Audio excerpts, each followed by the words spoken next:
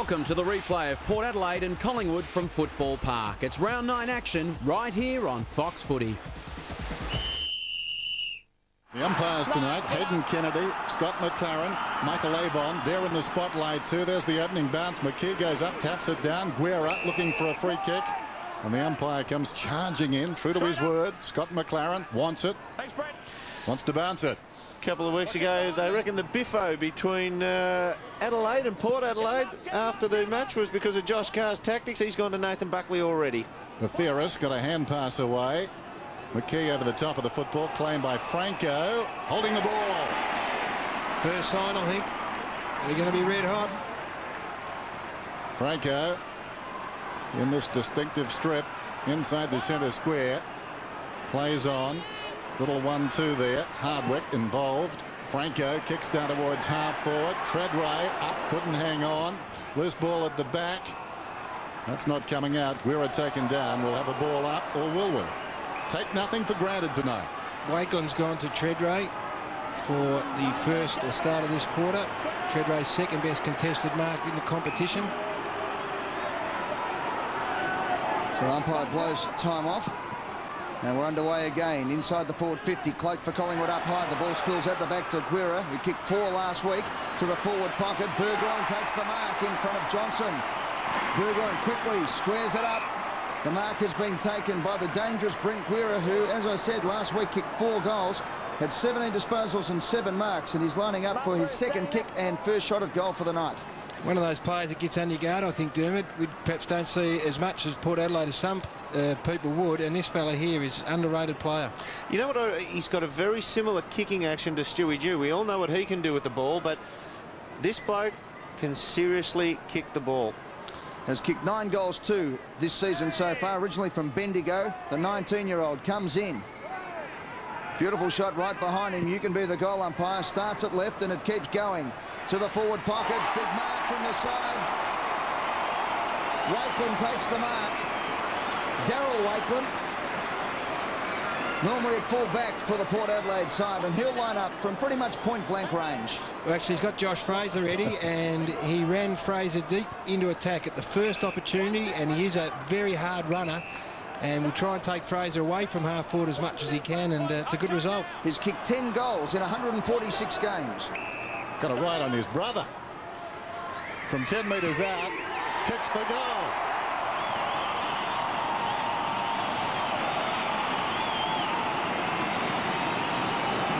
Plenty of physical activity as well. We've got Primus has gone to Josh Fraser. Really served it up to him as the youngster was running back, and he would have been in his ear, no doubt, telling him that he needs to be more defensive and a little bit aggro. And in fact, he made a beeline for Josh Fraser. Maybe he says that they're going to target him a little bit. There we see it. Really letting him know. Josh Fraser doesn't take a backward step.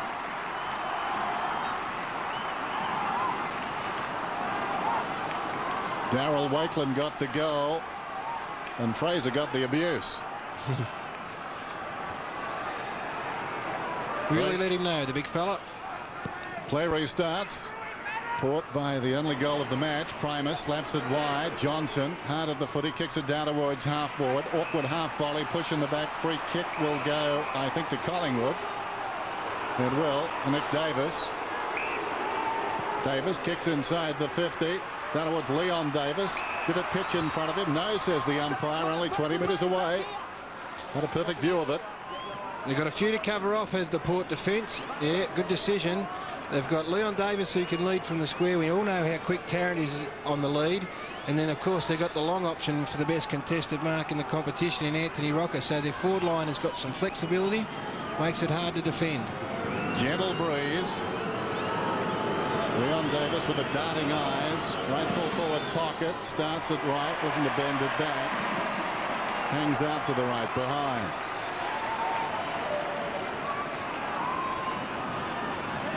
So after 4.5 minutes, Port are a goal, Collingwood a point.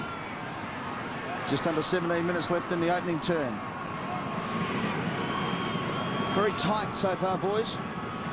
It is. It's a good contest, Eddie. They're just feeling themselves out at the moment. In fact, Collingwood have only had a couple of possessions in this first few minutes of play, so they've had enough of the footy, Port. to centre wing from behind. Fraser couldn't quite take the mark. Lockyer hard at the ball for Collingwood. Over the top was Schofield for Port. Flicks the ball back. Magpies have got the numbers and the run, but staunch defence there by Kingsley. Now it's Port Adelaide on the break. Schofield kicks to half forward. Once again, Collingwood have the numbers, and well read by Jason Cloak. He's the loose again, Doom. Hasn't got an opponent at the moment, as he didn't last week or the week before. He's been a terrific player. Well done, Wanganeen. Chopped it off. Goes looking for Treadway. Picked it up brilliantly at his bootstraps. Pulls it back inside the 50. Getting in behind the defence. Guerra once more. Just got to take you back to Jared Schofield down that outer wing. His sleight of hand we've seen this year of duping an opposition player into thinking something's going to happen, and he actually retains the ball and just balks, is as good as anyone you see. But very important kick here from Warren Treadway. When it gets turned over, he's on the wrong foot, and he has to kick it 60 metres here, and that's a 60-metre pass going over the traffic. That's a brilliant kick on the non-dominant side. Guerra only about 30 metres out to extend the lead, currently at 5. He's missed again. He was a dead-eye Dick last week. Not so tonight. Rupert Betheris needs to be tighter on Brent Guerra. A couple of occasions now he's been able to get inside 50, present a target. They are running very hard forward. Their midfield, led by Matthew Primus, pushing hard forward. Buckley from full back. The kick is to Clement on defensive 50.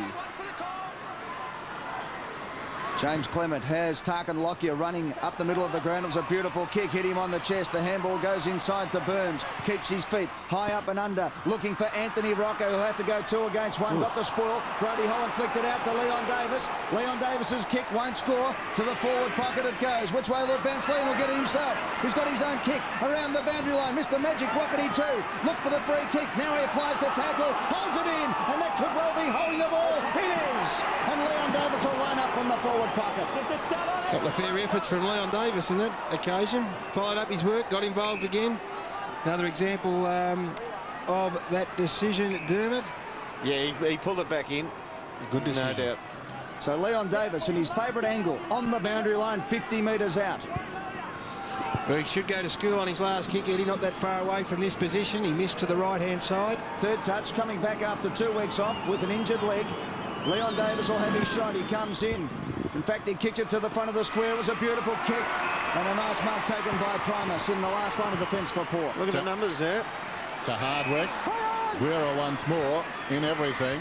Stevens up towards right half back. Kicks play up towards the wing. Plenty of Magpies there, but Lockyer interferes.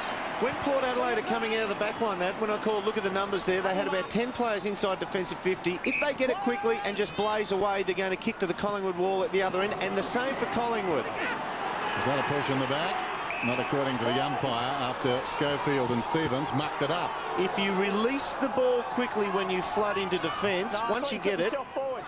Yep, there's the umpire's explanation. Once you release it, you're in the lap of the gods whether the outnumbered teammate further upfield can win the ball. You've got to retain it and use it wisely.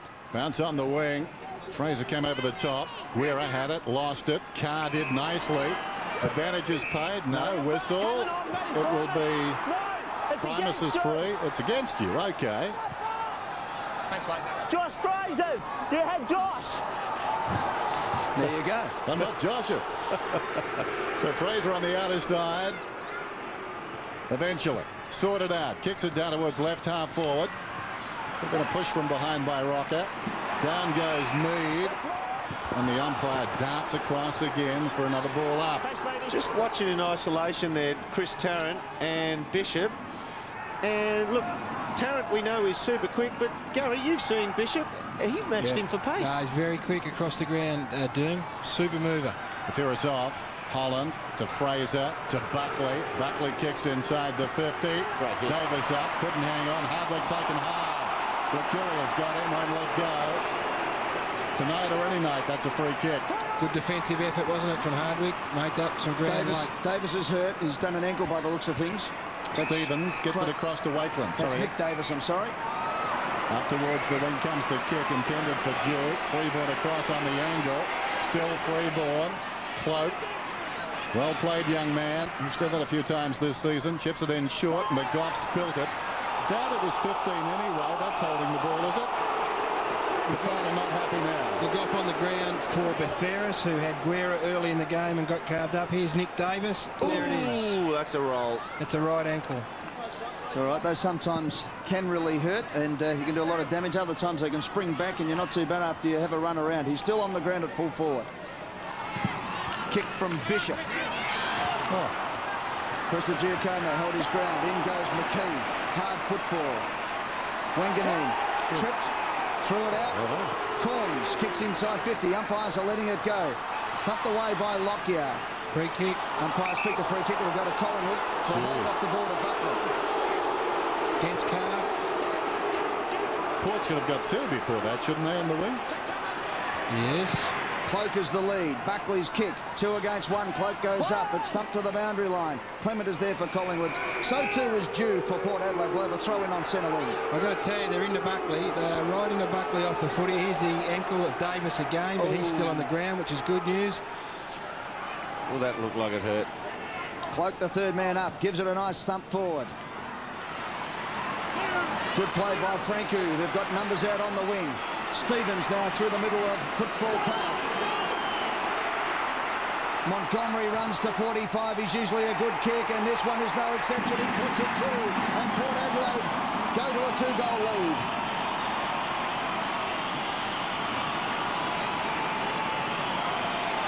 Well, he just snuck out the back, Dermot. He was on for quite some time in the middle of the ground. In fact, Josh Franco missed him initially. Didn't even see him. Fortunately, though, the ball found its way to Stevens. Thought he was a boundary umpire, I reckon, when he looked up there. Mate, he had cobwebs on him. He was out there that long, but he just sat out there and allowed to play the position. I've got to say, Ed, your trainers down there, you want to give them a medal. If young Davis is still on after rolling it like that, they've strapped that beautifully. Stevens and Franco both involved in the build-up. 4 and 3 possessions respectively.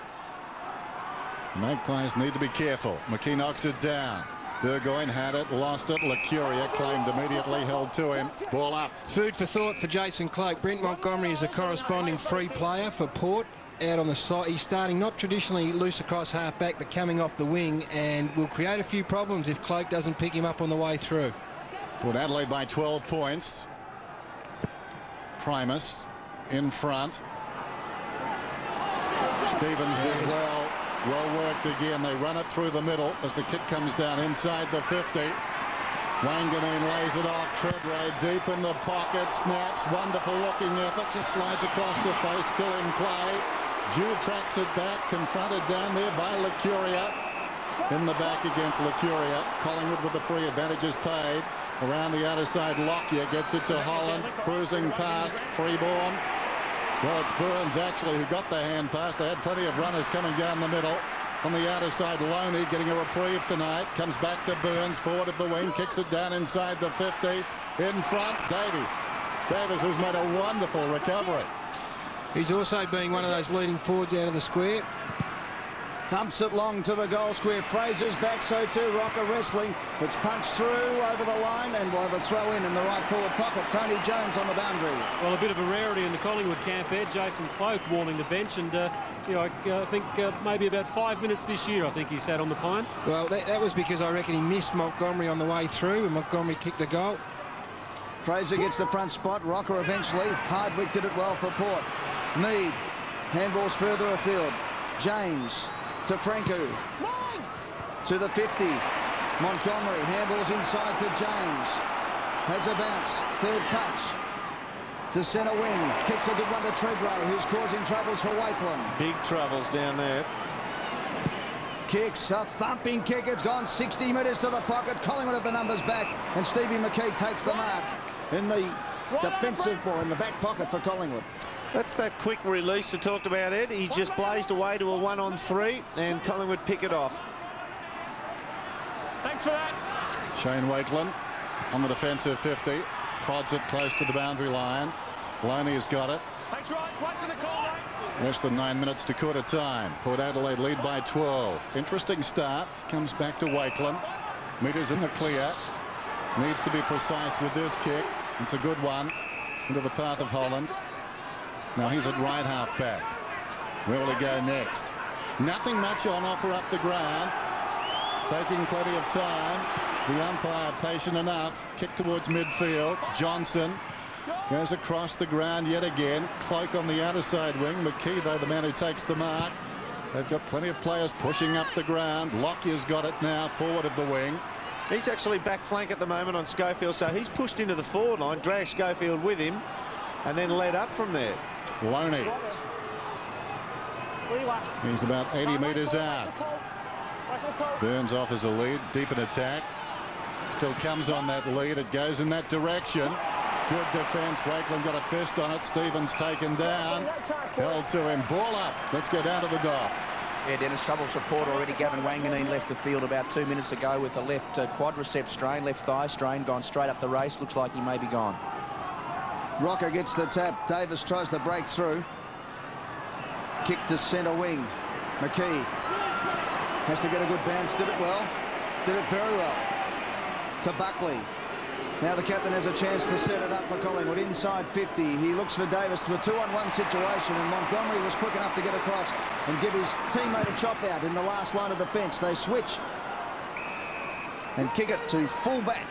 One of the very rare times that Nathan Buckley chose the wrong option. Had Scott Burns out here on his own in 35 metres of space. Buckley just didn't see him. Kingsley to Wakeland on defensive 50. Port Adelaide just chipping it forward at the moment.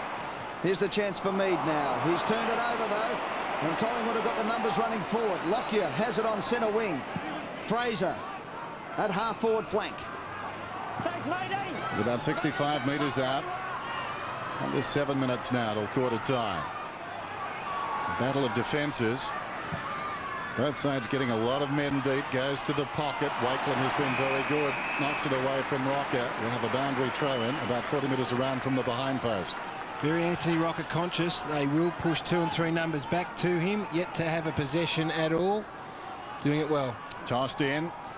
20 players around the footy, as you can see. Tarrant ghosting in. Gives it down to Johnson. Johnson scrambles it around the corner. Freeborn deep in the pocket. Back towards this square. And sensing the danger, Montgomery just plays it across the line. 11 points the margin. Look at that. You've got 80% of the players following the ball around, just crowding whichever forward line, the opposition's forward line, whichever end it goes to. Just like a heavyweight title fight at the moment. The early rounds just sorting each other out. If it was cricket, Ed, they'd be playing a straight bat.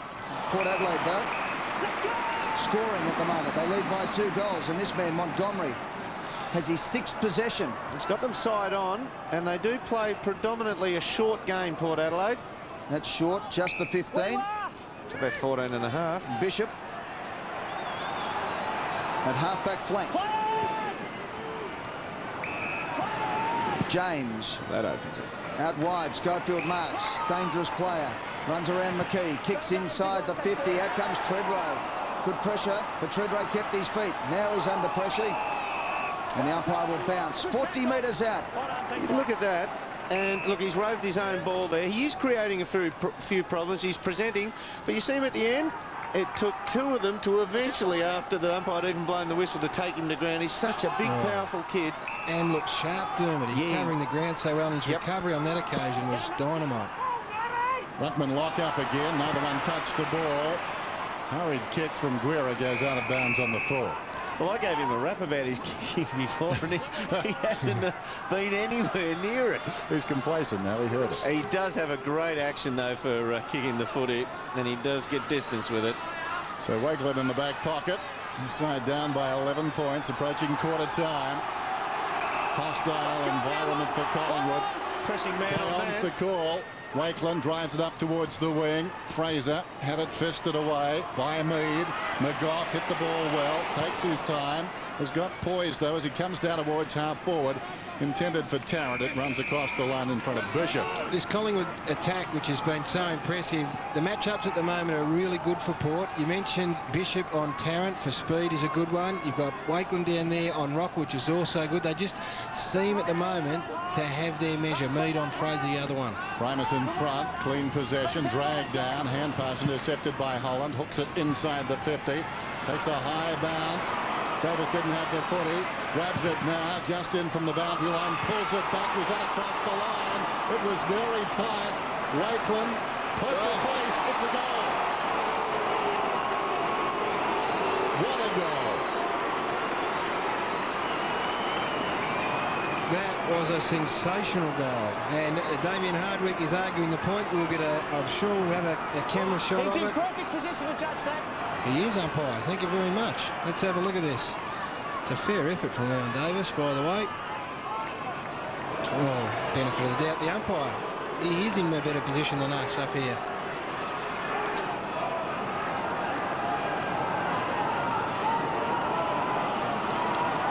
Welcome back. Port Adelaide fans aren't happy. The Maggies are very happy with this freak snap from the pocket from Leon Davis. You be the judge. The goal umpire is right on the line.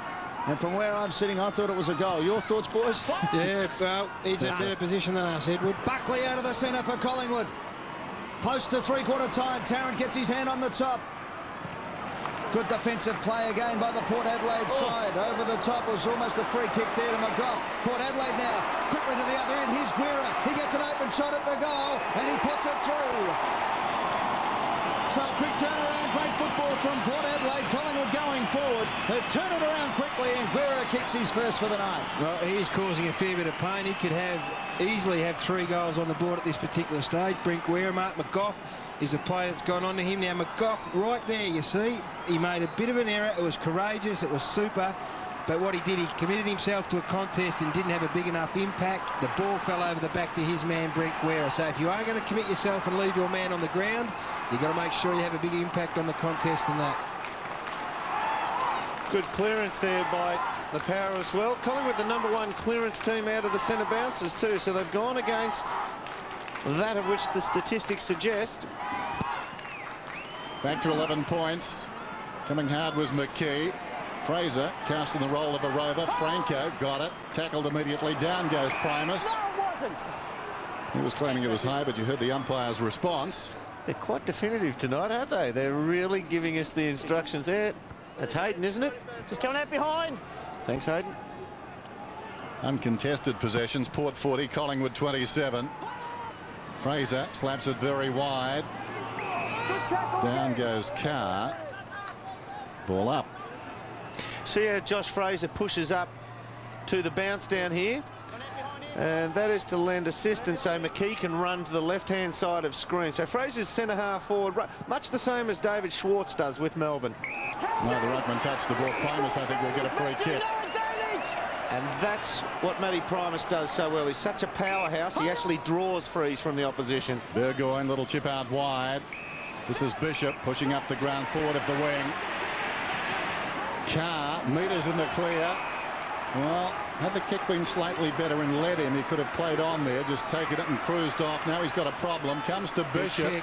Bishop does well, steps around a would-be tackler, kicks over, free ball, and it's a massive kick. It's a goal.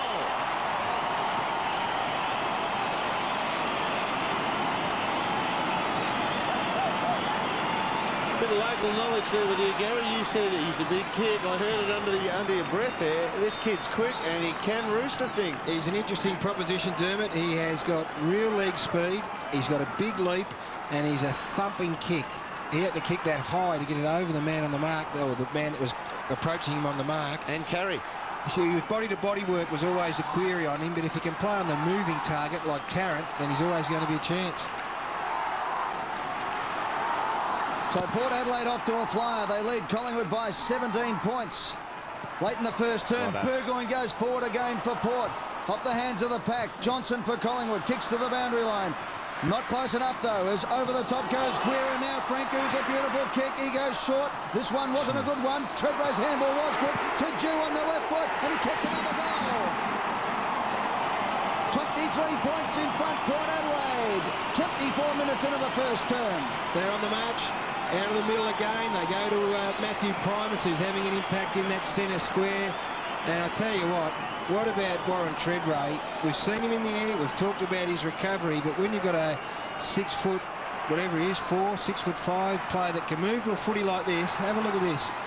It's just below your knees. That's clean one grab stuff, and Jew got himself in the right position. That's pretty impressive footy. Matty Primus has had 3 disposals, but that last tap out was as good as a pinpoint handball. Marvellous control by Warren Treadray. Primus clatters in Another one. again. Won it down. Franco goes over the top. Burgoyne heard the voice. Lays it back. This is Carr. Hooks it across the body into space. Burgoyne pushing up the ground. Eyes on the footy. Not so with Johnson. Good shepherd from Primus. Burgoyne sent into space. A centering kick directed though. Lockyer gets back. The defence under siege. Tarkin Lockyer. Back from half back. 31 plays 8. The Magpies can ill afford to concede another goal here. This is Johnson. Runs to midfield. Probing kick towards half forward. Tarrant comes up. Full-chested.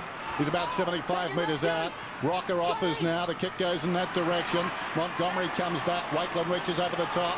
Wakeland's there for the taking. Confronted by Rocker. Goes wide. Montgomery, who's been very good. Close to the boundary line. Spots a man in Kingsley. He's away around the outer side. Kingsley down towards half forward. McKee came strongly. Knocked it away from Treadway. Taken by Holland under pressure. Treadway tackled well by Loney. Got boot to ball. Goes inside the 50. Plenty of Magpies lead in the race. Licuria falling to the ground. Got it to Burns. Did well. Back to Licuria. They're under pressure. Clement hurriedly slides off the outside of the boot. Lockyer has to come back. Takes the mark in the back pocket.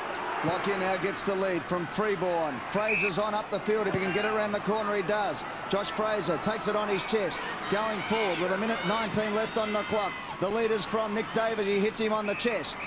Davis at half-forward flank. Magpies desperately need one before the siren. Buckley's working hard for him. Up towards Buckley, and Rocker from behind goes up and takes a screamer. No umpire says play on. Over the line and out of bounds, we'll have a throw-in. Got good purchase on it, Anthony Rocker, and he knows he just didn't carry it all the way down. We get another look at it here. Good pressure there, and well done, Brett Montgomery, for his team, put himself in front there. Yeah, he didn't secure it on the way down, but as I said, got great palm work on it at the start. Thought he took it on the way down, but he didn't. It bounced out of his hands. Good umpiring decision. 54 seconds on the clock. Inside 50s. Port Adelaide 12. Collingwood 8 in the first term. Brent Montgomery playing that free man to perfection. It's one thing to be on your own. It's another thing to actually get the footy and also get in the right spot. Rocker grabs it. Kicks. Smothered. Towards the boundary line it goes. Kept in play by Davis. Umpire said it was a throw. Gee, late. Right. Now calls advantage. Hardwick. Great lead. Treadway. Causing all sorts of trouble. So too this man Carr. And away he goes. Can have a bounce with 23 seconds on the clock. He runs to the forward 50. No one from behind. He can line it up or set it up. He goes for the setup. Across comes Prestigiacomo. Great smother. Due over the top. Almost in danger. It comes back to Carr. Carr goes wide again, and the mark just 15. 15-metre penalty against Licuria with 4 seconds on the clock. Gives Port Adelaide a certain goal and pretty much a 5-goal lead at quarter time. That was not 50 metres. Heard Andy Demetrio come out this week and said they were going to focus on several things. One being anyone who is infringed or accosted after a mark. It's simply time wasting, isn't it? That's what it is. After he's clearly taken the mark. Point blank range. Gets the goal on the siren. Adam Kingsley. Oh, that hurts. Ooh, demoralising, isn't it, when they chased a bit of tail. Let's have a look at this decision, and that is a correct decision by the strictest interpretation of the law. What's confusing, I guess, for the players is that it hasn't been in vogue for the whole year, but I reckon it's the right decision. Well, Nathan Buckley checking it out here. Doesn't matter. They have been told all week. Let's have a listen. He was still clear. Buckley arguing that play had stopped. Yeah, but there was no reason for Licuria to lay a hand on Kingsley. Yep. So that's why it was paid. All right, we'll take a break, and fair enough too, because everyone's known all week that the 50 was going to be on, and you don't give them away 51 metres out from goal. Port Adelaide 6-1-37. Collingwood with their work ahead when we come back after the break, trailing by 29 points, 1-2-8 at Football Park. Tonight, the Crows swoop on Optus Oval, and the Mighty Blues have something to prove. Both sides need the win, but who really has the right stuff? Find out. Carlton at home to Adelaide. Tonight on Fox Footy Channel. Teamwork, powered by Powerade. During every waking minute, you must think it. Fitness. You have to be mentally tuned, in top physical condition. The team is as strong as its weakest link. At Collingwood, we feel that it's important to have every player training together to make the side a stronger unit. The bonding and the teamwork, we depend on our total team fitness. My fitness is extremely important to the side. As with every other player on the list, I'm called upon to play a variety of positions where I need to be 100% fit. You must get the most out of yourself to give everything you've got for the team. Training as a team allows us to implement game plans, improve on our match fitness. It is a commitment. I won't let my teammates down. We think at Collingwood it's just important to be able to have every player out on the track throughout the week to ensure that every exercise and every facet of our preparation is done as a team. Mental fitness allows players to maybe get 10% extra out of their physical preparation.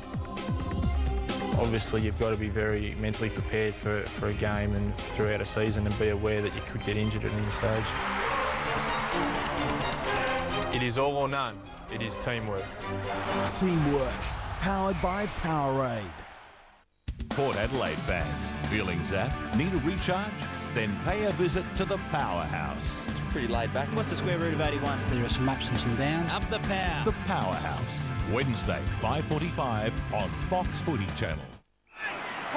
Schofield has Port Adelaide do circle work at the moment and do it well. Polton. Breaking them up now. Bishop in the middle of the ground. Good play by Montgomery, slapped it forward. Now Port Adelaide go forward inside 50. Cockatoo Collins was too strong for Loney, and he took the mark and will line up 45 metres out directly in front. And it's just another example of the way they use the whole football oval. That is a really good mark because the kick was ordinary coming in and Shea Cockatoo Collins made something out of nothing. But they used the whole ground, went from wide in defence, right around the boundary line, then brought it back through the middle. And this is a good result. A great grab from Shea Cockatoo Collins. Loney went with the right hand then, trying to get around the left-hand side of Cockatoo. He's best to come over the shoulder and just punch an arm. That's a little bit of experience. You don't always have to hit the ball. Cockatoo Collins from 45 metres out. Gun barrel straight.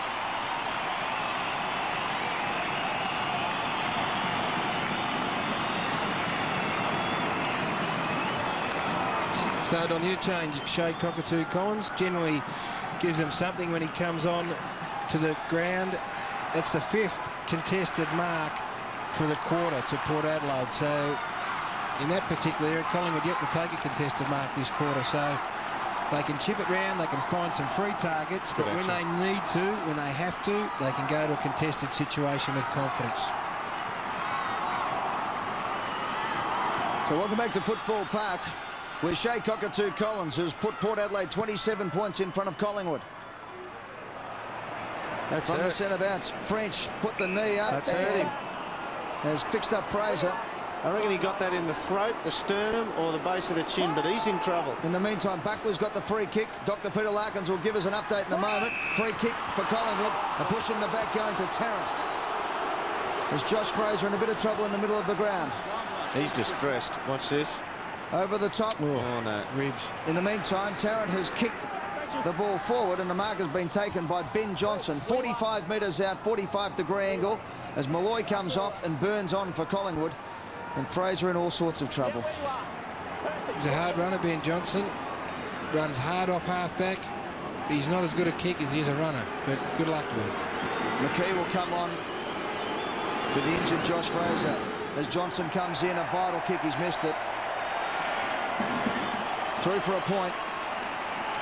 So double bad news for Collingwood there with Fraser coming off and Johnson missing the shot at goal. Collingwood 2-6-18, trailing Port Power 7-2-44. Good kick in to Montgomery. He's been everywhere. Forward, back, both sides of the ground, prepared to run hard. Just pops it over the top into space. Schofield averaging 23 possessions a game this season, up from 19 last year. Kingsley, former best and fairest winner. Well, pace. Kane Corns, charged down by Davis. Well played, Leon Davis. Now and again, he's shown us what he can do. Wonderful goal earlier in the game. That kick, though, not the equal of the goal. chopped off by Kingsley. French comes wider still. They've got the numbers. Montgomery, Kingsley, half back through the wing towards half forward. Davis knocks it towards the boundary line when he should have taken the mark. It's out of bounds. It'll be tossed in approaching half time. Josh Fraser really feeling that last knee in the ribs. Yeah, have a look at this. This is a big knee right at the bottom of the rib cage around the kidneys, but Doc Larkins will be all over that. We'll get an update shortly. Big spring too from Barnaby French. Burgoyne had it, lost it. Franco comes back. Kingsley. He'll get it back in. Kingsley over his shoulder. Kane Corns to Kingsley. Running the Magpies ragged at the moment. Kingsley kicks inside the 50, charging across. Eyes only for the football. Warren Treadway. They need to move Wakeland now. He's just got too much foot pace and he's actually looking tired, Wakeland. That mark was all about confidence. The way he approached the ball. He ran away from Wakeland then. But they were coming from all directions. Didn't phase him at all. Just watch this again.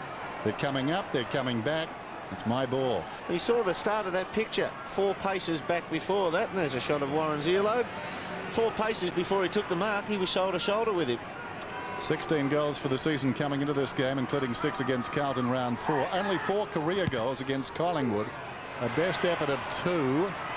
And he's missed to the near side. Both sides not taking their chances at the moment. But Port Adelaide have more margin for error.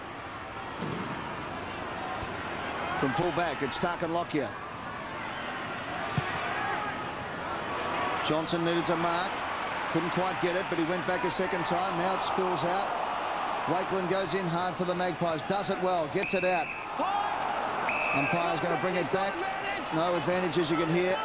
And Wakeland will take the free kick for Collingwood. They've actually been quite definitive tonight, the umpires, haven't they? And we have a look at the high one, and that's, yeah, that's high all night long. Johnson kicks. Runner almost cleaned up the Collingwood player in Lockyer. Port have got the numbers now as the kick comes in from Kingsley into the centre of the ground. It's just starting to open up for Port Adelaide now. Bolton kicks inside the 50. It's a one-on-one. Treadray versus Wakeland. Umpires paid the free kick to Treadray. Done him. Well, when they move the footy that quickly for that man there who's in such good form, the defender automatically panics right there. He's taken his eyes off the ball. That was his mistake initially. And he, in almost a desperation move, put his arms around him and just retarded his access to the footy.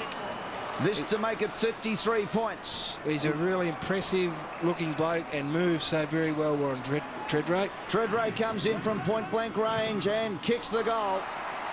His first against Collingwood, I think you said there, Dennis, and a big one. They lead by 33 points.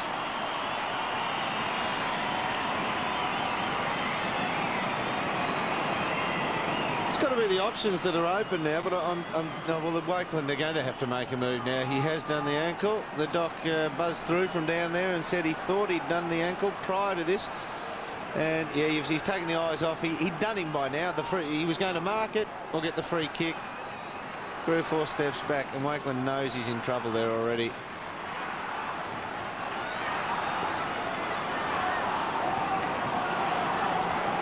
Shane Wakeland hobbling off Football Park. 5 career goals now for Warren Treadway against Collingwood. 8-3, 2-6. Adam Kingsley is killing the Magpies. 15 possessions so far. That's holding on. It'll be a free kick to McKee. It's 50, isn't it? They need some late goals. Let's go down to the dock. Yeah, a bit of trouble with Collingwood. Nick Davis came off with that right ankle problem, giving him trouble. Wakeland just got injured about 30 seconds before that contest, and he's struggling. And Josh Fraser in the rooms with maybe cracked ribs, Dennis. Hardwick over to Polton. Kicks out wide. O'Brien leads in the race. Close to the boundary line. Can't keep it in. It'll be a throw-in out there. Shane O'Brien, 27 possessions, 3 Brownlow votes. Last time these sides met, working his way back into form. Well, they need him now. 51-18 approaching half-time. Wakeland trying to walk it off, don't like his chances. Tossed in, McKee brilliantly done. O'Brien comes away. Forward of the wing, kicks inside the 50. Tarrant on the charge, coming over the top, Bishop, and he thumps it out of bounds. And our Herald Sun trivia competition question for the night is: name the footballer who was the youngest to reach both 100 and 150 games, the years being 1982 and 1984. Entry coupons in every Friday's edition of the Herald Sun. Make sure you get it and get in for the trivia competition thanks to the Herald Sun. Lucuria got it to Johnson. O'Brien getting busy, 50 metres out. Mark that. Very difficult. Kingsley couldn't hang on. Polton taken down. Could be holding the ball. No. You heard the explanation. And mark that, you called it beautifully. They're those ones that the boys practice in the change rooms before they go out to see how much swing they can get on them. And they cannot mark it. They are good for fingers, aren't they? They break fingers. Over the top, Wakeland landed heavily. Polton knocks it towards the boundary line. Out it goes, under 3.5 minutes to half-time. I reckon if there was a wagon wheel and plot where this footy's gone in the hands of Port today, it would cover every square inch of this ground. They've moved the footy around beautifully in the first half. Tossed in the pocket, carried forward was French. He's going to get the free kick. Oh, Brody Holland, I think. Yep. Well, that's off the ball. Have a listen. Just shove it. They're doing it all night. Hey! No way, you're turned around. You saw him coming. You blocked him. That's it. I told you over there. Told you over there. I told you so. He blocked his run. The power of the whistle, eh? Really don't need to explain. Good that he did. Brody Holland, important kick. 51 plays 18. Holland kicks the goal.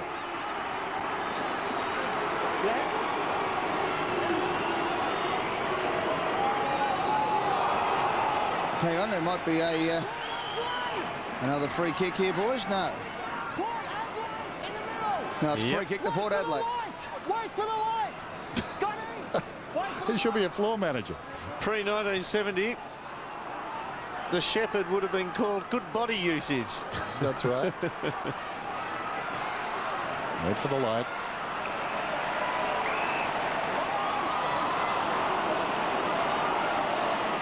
Welcome back. Well, pandemonium breaking out in the ad break. Collingwood had given a free kick against Holland. It went back into the middle of the ground, and then Port Adelaide played on, and we're back live as Buckley gets the ball forward for Collingwood. Centre wing on the outer side. Buckley keeps his feet. Carr goes to the ground and then threw it over his head. That's a throw. Buckley will get the free kick. Counting down to 2 minutes to go in the quarter. Collingwood trailing Port Adelaide by 27 points. Now, Buckley's got to come sideways because there's nothing ahead. They're all manned up, and Port Adelaide have got the numbers. Well, they're even manned up sideways now. He's going to have to use it really wisely here. Ninth possession to the skipper. He goes to Lucuria. Go again. That's 50, says the umpire. So Paul Lucuria gets a chance to redeem himself for giving away a 50 earlier in the game, and he will line up 45 metres out. Not much angle. Ran straight over, holding on to him. That's 50. Okay. So inside the last 2 minutes of the quarter, Paul Lucuria lining up for goal for Collingwood. Has kicked 16 career goals, none in season 2002. Lucuria comes in, it bends back, he kicks the goal, and Collingwood go within 21 points. Pretty important. Pretty important result, that one. Just to get a little bit back, Paul Lucuria gave that one away, as Ed said, on the quarter-time siren. So to get back and then convert, big for his confidence, big for Collingwood's confidence. They've got to stay in touch. This big hometown crowd gets so vocal. They've got to be in touch at half-time. 10 scoring shots to 11, even though the margin is 21 points, so they're not without their chances. I would imagine Mark Williams is reeling. Two of his men on short fuses out there, Damien Hardwick and Josh Franco, both giving away free kicks. They need to hold their game together. There's Hardwick down towards half forward, but Cloak takes a very good mark going back with the flight of the football. He's gone on to Corns. Prestige Como has gone on to Treadray. I like that. Cloak on Corns. It's a good matchup. Cloak goes out wide. McGough had to wait. Surely that's a free kick. Nothing doing. Hardwick gets a hand pass away. Carr off a step. Down towards left half forward. Corns. And this crowd making so much noise at the moment. I thought it was a brilliant spoil by Hardwick. The body made contact, but he actually punched the ball. It was the chest of the body that knocked him over. There's Corns down towards the kick-off line. Socket off the ground by Burgoyne. Slides it across the face. The spin keeps it in. Franco.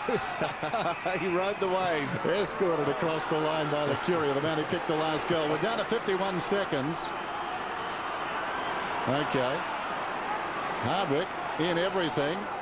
And as a result, the crowd uproarious. French fell over. Burgoyne claimed by Clement. Jarred out of there.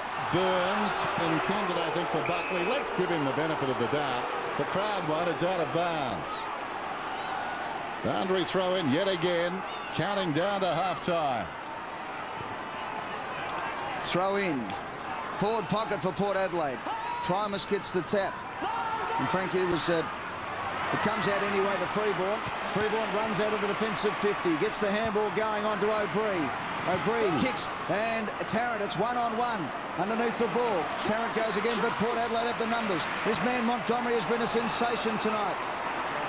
Umpire's called a free kick and paid it downfield, I think, or is it going to come back? This is getting out of hand, isn't it? It's getting very silly at the moment. It is getting a bit ugly out there. 16 seconds to go in the quarter. Yes, and Damien Hardwick right in the middle of it. So the free kick will be paid back where it all started. I reckon he's playing it well, Hardwick. Corns, that's Kane Corns, goes out wide. Port Adelaide have got plenty out there. Polton's one, he gets around Rocker. He runs to forward 50, no one comes at him. Now he fumbles the ball. O'Brien, he steps around him. Polton keeps going. From 50 metres, he has a thumping kick at the goal. It's going to be close. It's touched on the siren. It's through for 1 point.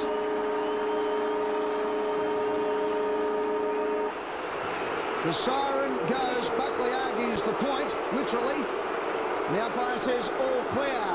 Port Adelaide fans going nuts here at Football Park, and we have got a game of football on our hands. 22 points the difference at half-time. Port Adelaide 8-4-52. Collingwood are the last 2 goals of the quarter to 4-6-30. It's Port Adelaide by 22 points. We'll take a break and we'll come back. As you can see, Hardwick and Buckley getting it on in the centre of the ground. Still going. Don't go to the break yet. We'll go to the break in a minute. We're not going anywhere here, I can tell you. And the word soft, I recognise that being yelled. Pushing and shoving going on. Anthony Rocker goes in to lend some support with Corns there. And now they start to break. But the heat has gone up here at Football Park. Well, Bucks is involved in 2 wrestles. He's the only bloke that can afford 2 wrestles. Umpire saying settle down. Port Adelaide facing off. Collingwood regrouping and coming off the ground. Trailing by 22 points, but the skipper has flown the flag for the black and white, and Port have responded. There's no doubt about it. We're going to have a cracker of a second half when we come back. Port Adelaide lead by 22 points, but this game, it ain't over. We'll be back right after the break. The bloke in front wants to fight me now. Turn around, pal, I'll come out and accommodate you. Steady, Ed. 22 points the difference. We'll be back right after this. This is Friday Night Football. Tonight, Brisbane Lions versus Fremantle at the Gabba. What a hard stopper. Can the Wizard conjure up another victory? Join us tonight on Fox Footy Channel. There may not be much to laugh about these days. Get that finger up, will you? So be thankful for Full Frontal. Come to think of it, I am. A sketch series that picks up Dad, move your head. where Fast Forward left off. Very impressive. Then again, what's the point in trying to compare? It strikes me that this topic really is as boring as all bad shit. Full Frontal weekdays 4:30 only on the Comedy Channel. Every week on Tech Tuesday. Atoms, fusion, fission, kinetics, cosmology, innovation. What do they mean? How do they relate to technology? And how does technology affect your life? Making sense of science. Tech Tuesday, every Tuesday night from 7:30 on Discovery Channel. On the hour, every hour, Australia's Sky News.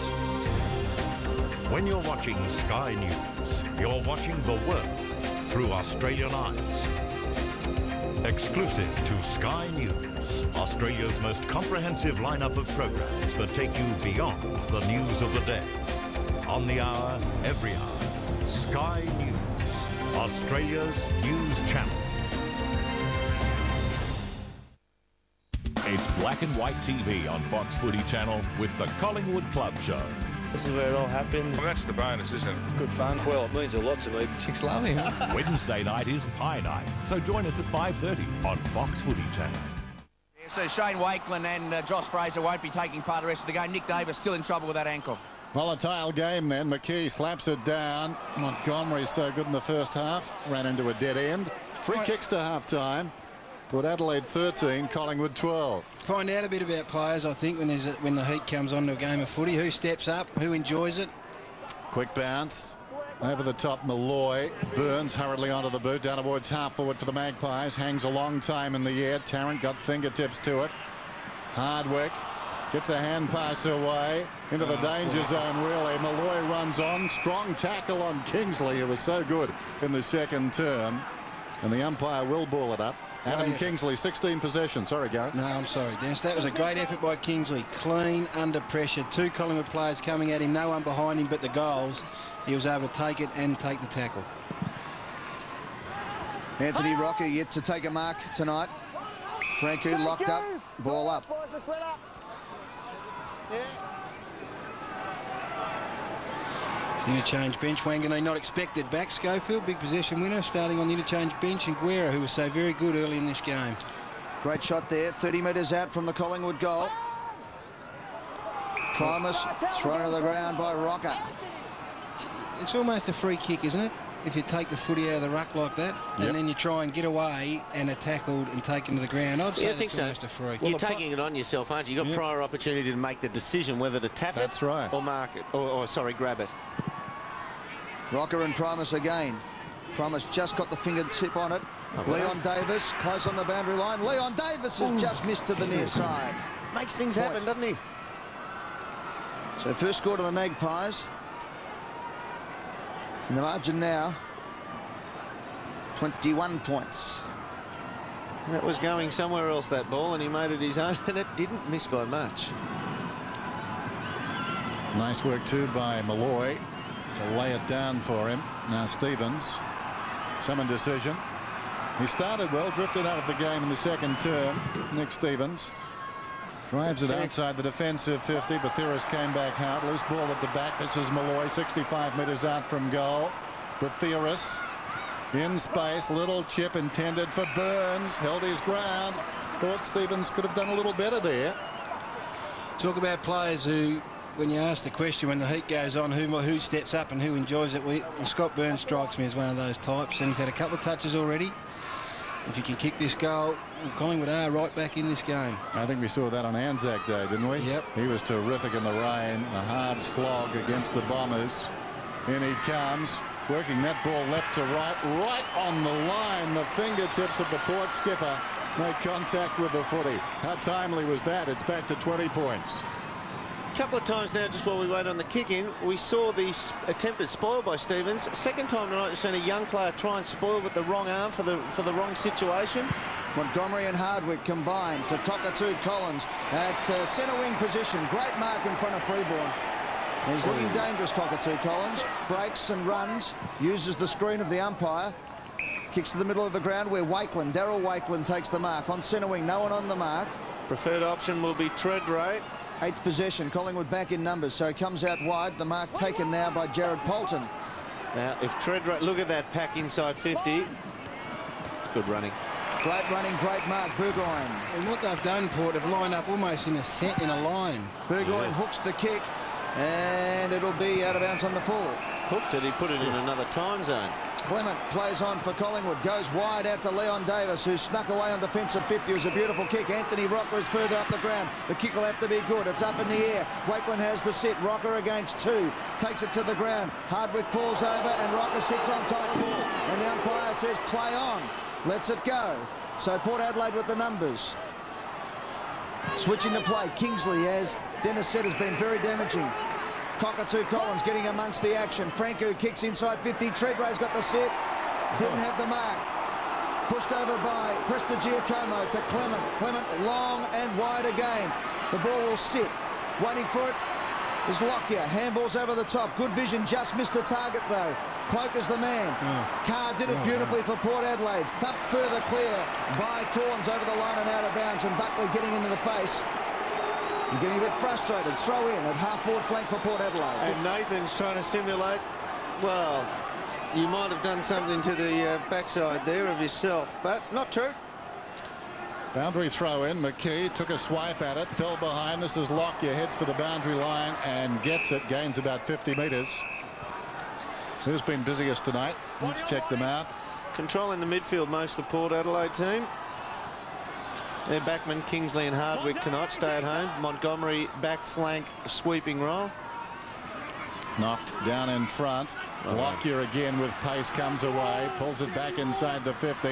Davis set a task and he's equal to it. Stepped around Kingsley, just ghosted in and took the mark, seemed out of position as the ball was in flight, and now we'll kick it goal from 35 metres out. Now if you were to get a camera on Mark Williams at the moment looking at this marking attempt by Kingsley, he would call that insipid. Now sometimes you want to protect players when you're calling them, but that was insipid. Leon Davis, huge kick in the context of this game, going at his second. Goal umpire doesn't move. Magpies right back in the thick of things. It's quite brilliant, Kingsley, in the way he can run forward and mind a man, but when you just undo all your hard running work with an attempt to spoil like this. I reckon it was I wouldn't say insipid, I'd say it was bad judgment. He went for the body too late, and Davis was past him. He wasn't really willing to get contact on the body, though. Yeah, that Took his might be eyes off fair, it. but I reckon it was a poor judgment call. Welcome back, and Collingwood have kicked the last 3 goals of the game, and now we've got a 14-point ball game at Football Park. Big slap forward by Primus. O'Brien, the first to the ball for Collingwood, kicks it to the boundary line and just makes it. We'll have a throw in. One of the top 5 possession winners on the ground was Warren Treadray. We spoke about the duel he'd have with Anthony Rocker. Well, Anthony Rocker has not hardly touched it. He's had 2 possessions. Treadray's had 10. So if Rocker can get busy, then the Pies are a huge chance. Possessions 171 to Port. Collingwood 124. O'Brien great around the body. Bounce close to the boundary line. Out comes Holland, and a throw in at Collingwood's half-forward flank. Let's find a bit of footy, Shane O'Brien, after a game or 2 under his belt. Nice possession then. Seems to be a player who needs a bit of work and a bit of run, and just starting to find it. He's got to get a bit less wind resistance, doesn't he? He's been held up by his beard. Rocker from behind, flicks it down. Stevens onto the loose ball, dragged off it. Holland going nowhere. Thanks, boys, that ball's not coming out. That's my ball, my ball. Just get the feeling, though, Collingwood have got plenty of patience, prepared to do it by degrees, step by step. No quick way back. Primus is at this bounce down. McKee's 50 metres further to the left of screen, so you expect Primus to win this one against Anthony Rocker. He's done well, Rocker. Earns a half chance. Primus on his knees. Another ball up.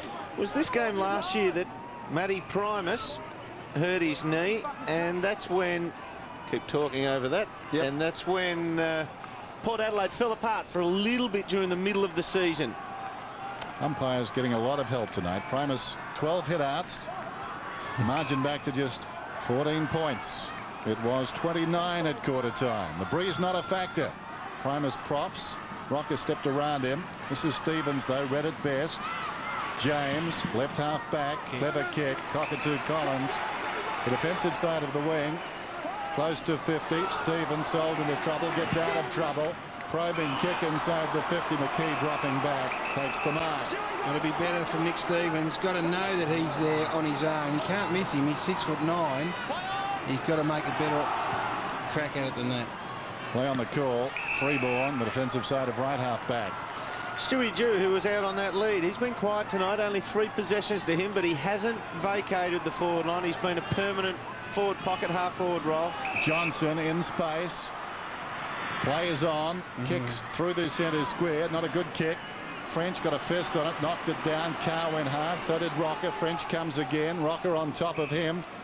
Well, the players not quite sure what's happening in terms of the umpiring, but as you can see, they're really getting involved and having a lot to say to the umpires. They need to be careful they don't get distracted. Well, they've won every third quarter that they've played in their previous games this season, and they're looking to beat the team this quarter. They're just not putting it on the board yet. Anthony Rocker back to McGough, who found a bit of space. Lucuria kicks to full forward. Leon Davis one-on-one. Leon's got it.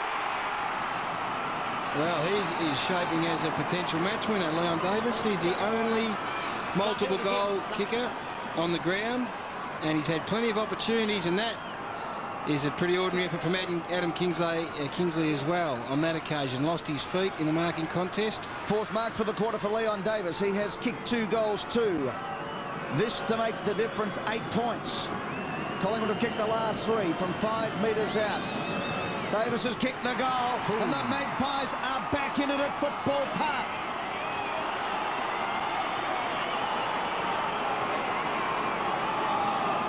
Dried up. It's dried up for Port Adelaide. Full credit to Collingwood. It's a sign of a pretty mature side. I think Dennis hit the nail on the head. They weren't looking for a quick fix. They were prepared to stick at it and work at it and chip away, get back a goal at a time.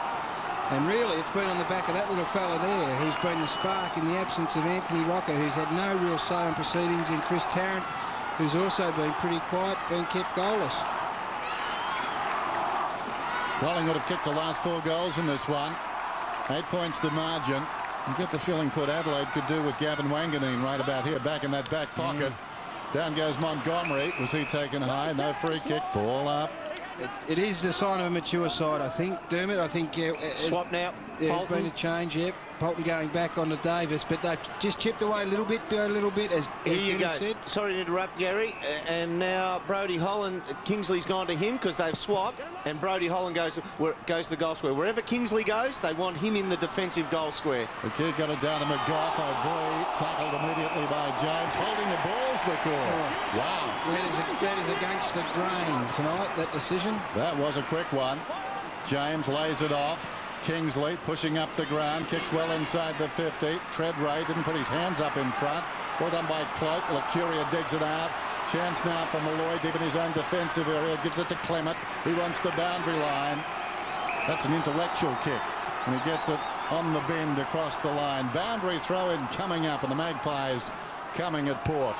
And O'Brien just caught one in nothing untoward, just got clipped on the way through. In the middle of the ground there, top of screen. It's a tackle, I think. Yeah, it wasn't a tackle. It just got a point of the shoulder, I think, in the jaw. How many bounces tonight? There's been plenty of them. Well, they suit Matty Primus, but he's pulled away from this one. Will he pull away here? No, he's on the bottom over there. Look, Leon Davis against Kingsley, giving away 5 centimetres in height and 5 kilograms, yet still beating him in the air. 43 bounces for the night. Gee. We've got RSI, the umpires. Franco. Oh, great hands. To Stevens. Inside. Big kick from Burgoyne. It's bending back, but not enough, and it's through for a point. Gee, Franco's hands were just extraordinary then. He got spun, and while he was being put off his balance. Watch this is Shane O'Brien just getting one here on the way through. Yeah, it's good shepherd. Yep. That's good. You've got to do that. You've got to let the opposition know that they can't have an unhindered run just through the middle. You just got to do those little, well, I suppose you could almost turn them snide little things, but they just keep the opposition thinking. Buckley off one step, kicked it to Lucuria. Now the ball at halfback flank. It's thumped back in, though. Chance for Lockyer for Collingwood. Good handball out wide. Cloak heads for the boundary line, and we'll have a throw in. He's taking a sandwich on that one. Throw in on the outer side. Port Adelaide lead Collingwood by 9 points. He bladed it too. They need a goal kicker. They got Burgoyne at full forward with Cockatoo Collins and Treadray in the hole as well. They just look a bit crowded down there at the moment. French knocks it down in front. Kane Corns throws it on the boot. It's a high one floating down towards half forward. Cloak goes up over the top of 2 jousting players and takes the mark. What a fine young talent. Whoops. Clement still with some time. Needs to be precise with the kick. Malloy labours after this one. He's got the ball at half back. Feeds it back inside. Burns picks it up. Kicks it up towards the wing. 2-on-1 all Port.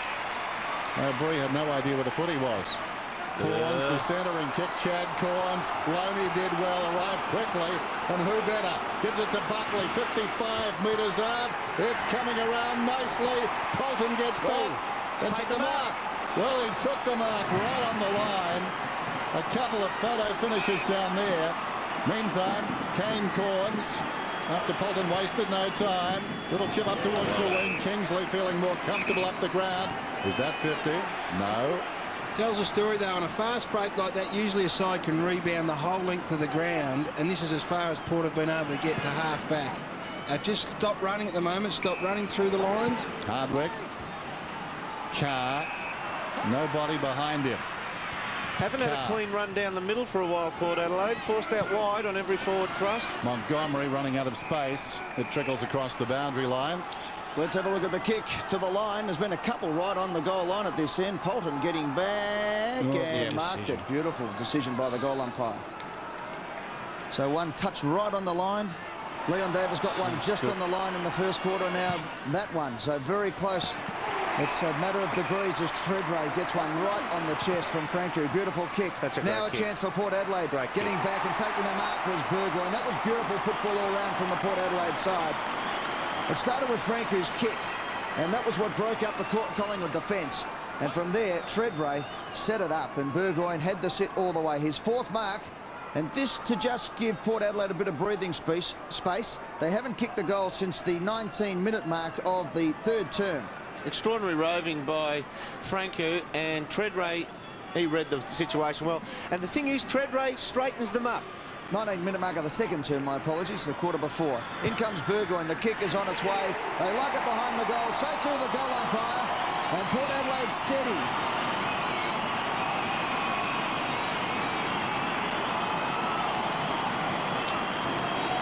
Warren Treadray, when he has an influence on the game, it's because he comes from the goal square or he loiters about 25 metres out from the goal square, and the incoming ball, he leads straight at it. Look, that is the first mark on the end of a lead this quarter for Port Adelaide, which has been taken somewhere around the corridor of the ground as he's let out. They've had to go out wide. Collingwood have forced them out wide this quarter. He straightens them up when he leads from deep. He's interesting. When he leads, Warren Treadray, he comes like Gary Ablett. He hits the ball as hard as any part of his run. He doesn't slow down. Most players do. This is Stevens, Montgomery, Franco. Next 5 minutes vital in the context of this game. Franco's kick off hands. Lockyer having a good turn. Sends play back towards the outer side. And McKee. Arms down, the umpire's telling him. That's good umpiring. Attention. Lucuria towards half forward. Wakeland did well. Knocked it away. Bathiris slipped over. Over the top of him goes Kane Corns. And a bounce. An air of expectation now in every situation like that, when the crowd not quite sure what the umpire is going to do tonight. That was the Port goal square. Clements had to go back onto Burgoyne in the goal square. Rocker knocks it down. Burrowing in. McGough did well. O'Brien, clever hand pass to space. Tarrant back to O'Brien. O'Brien, great balance. McGough.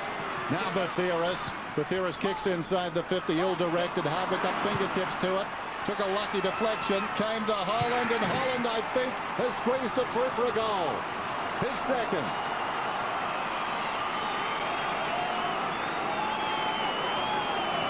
Well, they keep coming, Collingwood. And Brodie Holland now steps up and kicks his second. So the small forwards, although Tarrant was involved in that passage of play, it's the small forwards that have kept them in it. They have had good hands through there. Just a matter of inches there. Goes over Rocker's head. Fortuitously comes to Brodie Holland, who was waiting at the back. But now it's these little fellas that are just keeping him alive at the moment.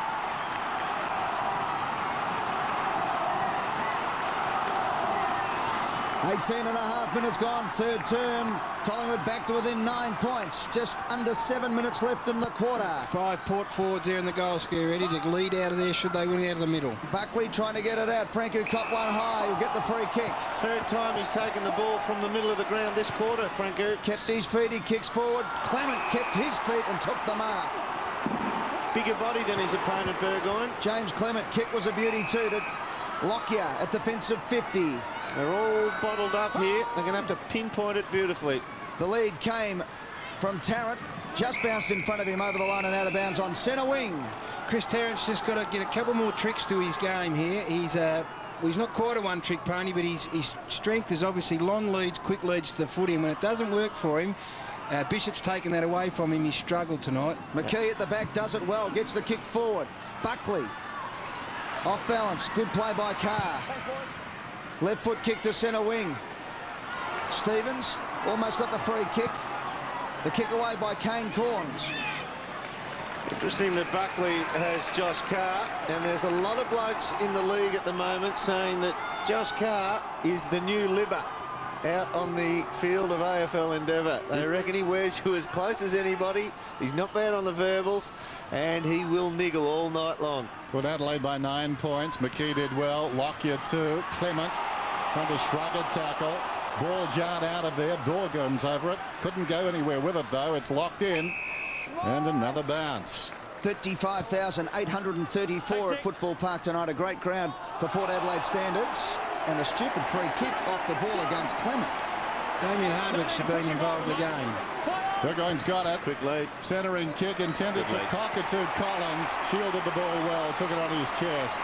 Well, what they've opted for, Dennis, is 4 and sometimes 5 players in the goal square, which really Collingwood need to put 1 or 2 players out. There's the free kick, and that is silly. That's ridiculous, James Clement. Yeah, it is silly. It just might cost you a goal. What they've done, though, by getting 4 blokes back into the goal square, it gives room for someone like Cockatoo Collins to lead into enormous space in front of them, because all the traffic's with him in the goal square, or even Treadray, who's very, very quick for a big man, gives them all that room to lead into, whereas in the first half, it was all around them. Margin is 9 points. This to extend it. He's missed. So it's out to 10, but he wanted 15. The extension of that is now the Collingwood defence have to say, OK, let's plant 1, if not 2 players 15 metres out in front of them and take that space away from them. The old McMartin technique. Yep. Will you at least protect the spine of the ground? Lockyer with precision to Malloy. Football a great leveller. Adam Kingsley, possibly the best man on the ground in the first half. But Leon Davis kicked goals on him. Went to Holland, who immediately kicked a goal on him. Now Burns in trouble. Buckley did brilliantly on the stretch. Burns through centre wing. Awkward half volley for Rocker. Freeborn, O'Brien. Freeborn runs to space. The hand pass not quite on the money. Over the football, Burns dug it out. Rocker smothered off the boot. Hardwick slapped out of there. Corns only as far as Tarrant. He's forward of the wing. Steps around a would-be tackler and Bishop. Sends it long down towards full forward. Oh, great grab down there. Wonderful mark by Batheris. Just misjumped there, Brent Montgomery, didn't he? But Batheris has chimed in last week with a few goals, playing on the half-forward flank now, and he's actually just staying inside the middle of the ground. He's made sure he earned it too. Timing, isn't it? Everything. Anthony Rocker hasn't taken a mark yet. And look, Collingwood's game plan this year has basically been get it in long and quick, so Rocker, who's the best contested mark in the league at the moment, can beat his opponent. He hasn't taken one yet tonight, so they're adaptive, Collingwood. Rupert Batheris, 25 metres out. It's touch and go. The goal umpire's gone a long way. He's missed. Well, bad misses at both ends. Shea Cockatoo Collins and now Rupert Batheris. Levels it out a bit, doesn't it? But what Collingwood have done now, if they've found some players that have been able to take contested marks. They've got 5, Port Adelaide only 3. They trailed badly in the first half in that area. So back to 9 points as Port Adelaide tried to work the ball out, this time through Polton. That's what I was saying, Gary. They're adaptive tonight, Collingwood. They've been forced into a shorter game style by Port Adelaide, and they've been able to adapt and come back from 5 goals down at quarter time. Mr. G came over the ball. Franco got it, did beautifully. That's good. Handballs on the boots, Laters, though. Who's due inside? Carr, Polton, no. Umpire blew the whistle, no. Stevens kicks forward. Malloy has paid the penalty by holding on, and umpire Scott McLaren was right on the spot. So Batheris's kick becomes a chance for a 11-point turnaround. And Matthew Primus, who's having his rest to go to full forward. It's an important period of time because they've been able to, if he can kick this, they've been able to kick 2 goals, and yet can't manhandle a player like that. Free kick was there. Port free kick 16-13, but no influence really on the game so far. So a big kick coming up for Matthew Primus. Port by 9 points. The fifth, make it 15. It bends, it bends, it bends. They lock it behind the goal, and the goal umpire says the margin is 15 points.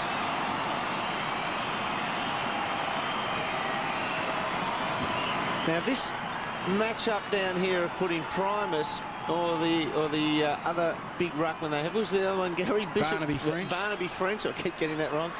Putting him or French down there forces Collingwood with Wakelin off the ground to play Malloy down there. Now, if they don't put him down there, that means Collingwood have the great fortune of being able to play Malloy in their own forward line. So it is purely on a match-up basis. Terrific term. They're going goal for goal, approaching three-quarter time. Good bounce in the middle too. Primus touched it, didn't direct it. McKee got boot to ball, sends it down towards half forward. Dew did brilliantly, controlled it, kicks it towards the outer side wing, scatters the trainers. Cloak will be the first to arrive, takes it cleanly. He's at left half back. Lockyer once more in space to a runner, Lacuria. McKee awkward. Guerrera arrived. McKee on his knees. Socket out of there by Primus. Now a chance for Tarrant. Tumble to the ground. Taken by Primus. Somehow got it to Johnson. To Freeborn. Clears the congestion. High ball inside the 50 and standing underneath it. A chance to redeem himself right here. Rupert Batheris with 2.5 minutes remaining until three-quarter time. Kicked 3 big goals last week for Collingwood. And none bigger than this one, Ed. Well, they were big last week, but you got the 4 points in the bag. So this becomes bigger. And really, AFL player of this standard, he's had one shot at it. That should be all you need. This should be marked down in your book. Rupert Batheris, formerly on the rookie list with the Fremantle Dockers, has found a home with Collingwood and sends that one home. Goal.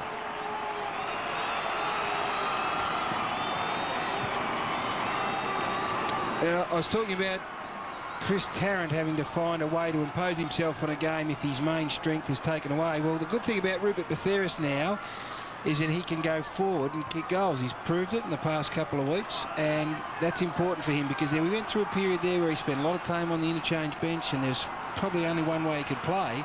But if he can go then forward now and kick a goal or two, becomes a much more valuable player for the Pies.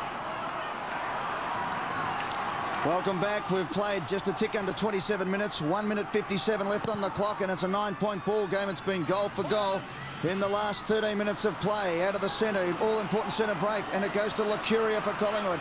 Out there to Lockyer, now to Buckley on centre wing. Umpire's called play on. Buckley runs. He's only got Leon Davis. He kicks long. Steve McKee has swept into space. Couldn't quite hold the mark. It's in the goal square for Collingwood. McKee dives in on top to lock it up with Primus. A great battle, that one. And we'll have a ball up 15 metres out from the Collingwood goal. Dr. Peter Larkins.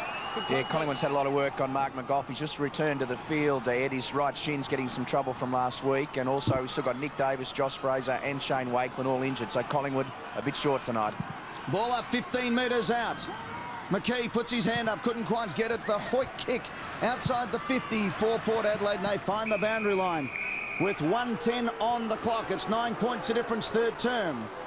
That one there with the Primus going back for it. If it had been the young boy French, well, I got it right that time, yes, Gary. Yep. He might have got shifted out of the way, but just the massive body of Big Matty Primus, not able to move him under it. O'Brien over the top gets the tap. Burns kept his feet. Buckley to Lacuria. Gone. Got the handball away. Plenty of Collingwood numbers there. McGough is one of them. Back to Buckley. Buckley thumps it long off one step. Ball comes to ground. French. Here's Rupert Batheris to Leon Davis. He's kicked 3. Leon Davis has kicked 4 goals. And Collingwood go within 3 points. 28.5 minutes gone. Third term at Football Park. 38 seconds left on the clock. This has been a sensational performance by the Pies with injuries on the bench. They've had to juggle their side and throw it round. Their big forwards that were so good last week have struggled, so they've been able to come up with another formula, and that formula consists of Leon Davis, Rupert Betheris and also Brodie Holland, who's been involved as well. This has been a really brave effort. Can they hang on? That is the question. They're almost making Port Adelaide's key backman, tall backman, redundant this quarter. Margin was 22 points at half-time. It's back to 3 now.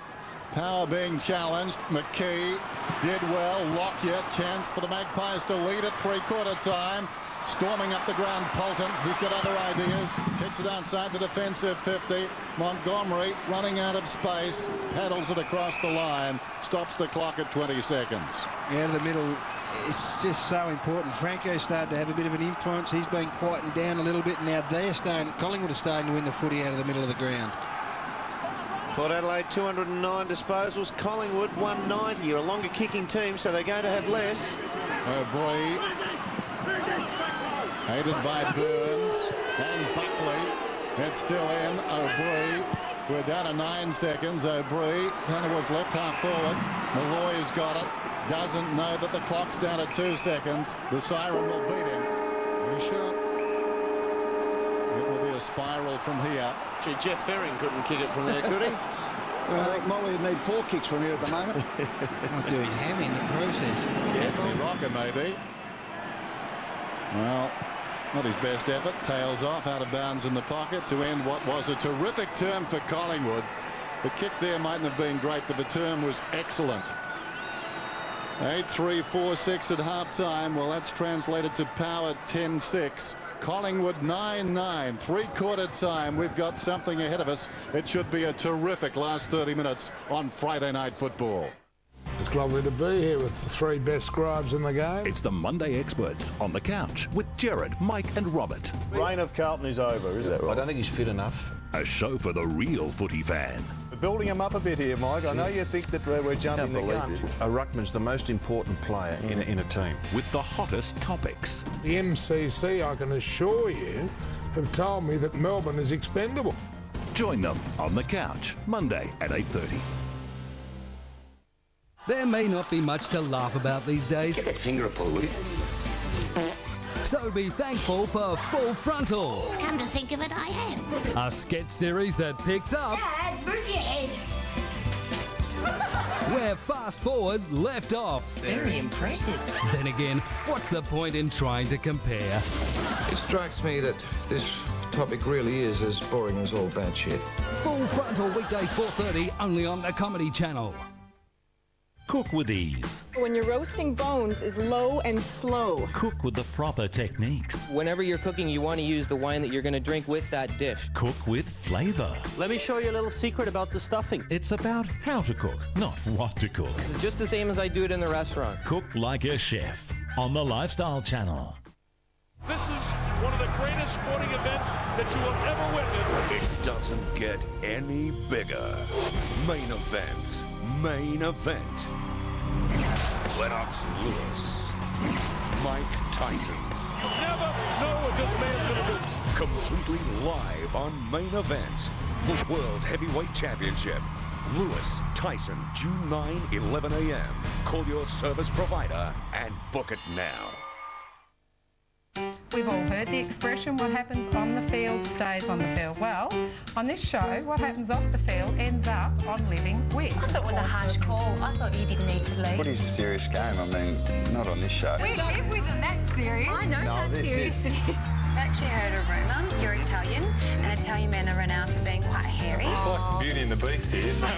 If you think Temptation Island's tough, try surviving half an hour with the girls on Living With on Fox Footy Channel. Join us after the break as we cast an eagle eye over the boys from West Coast. Your club show every week on Fox Footy Channel. Tarkin Lockyer has Schofield placed back onto him now. He's been brilliant, Tarkin Lockyer. Had him removed from him. That was Schofield during the course of the game. Could be a famous week.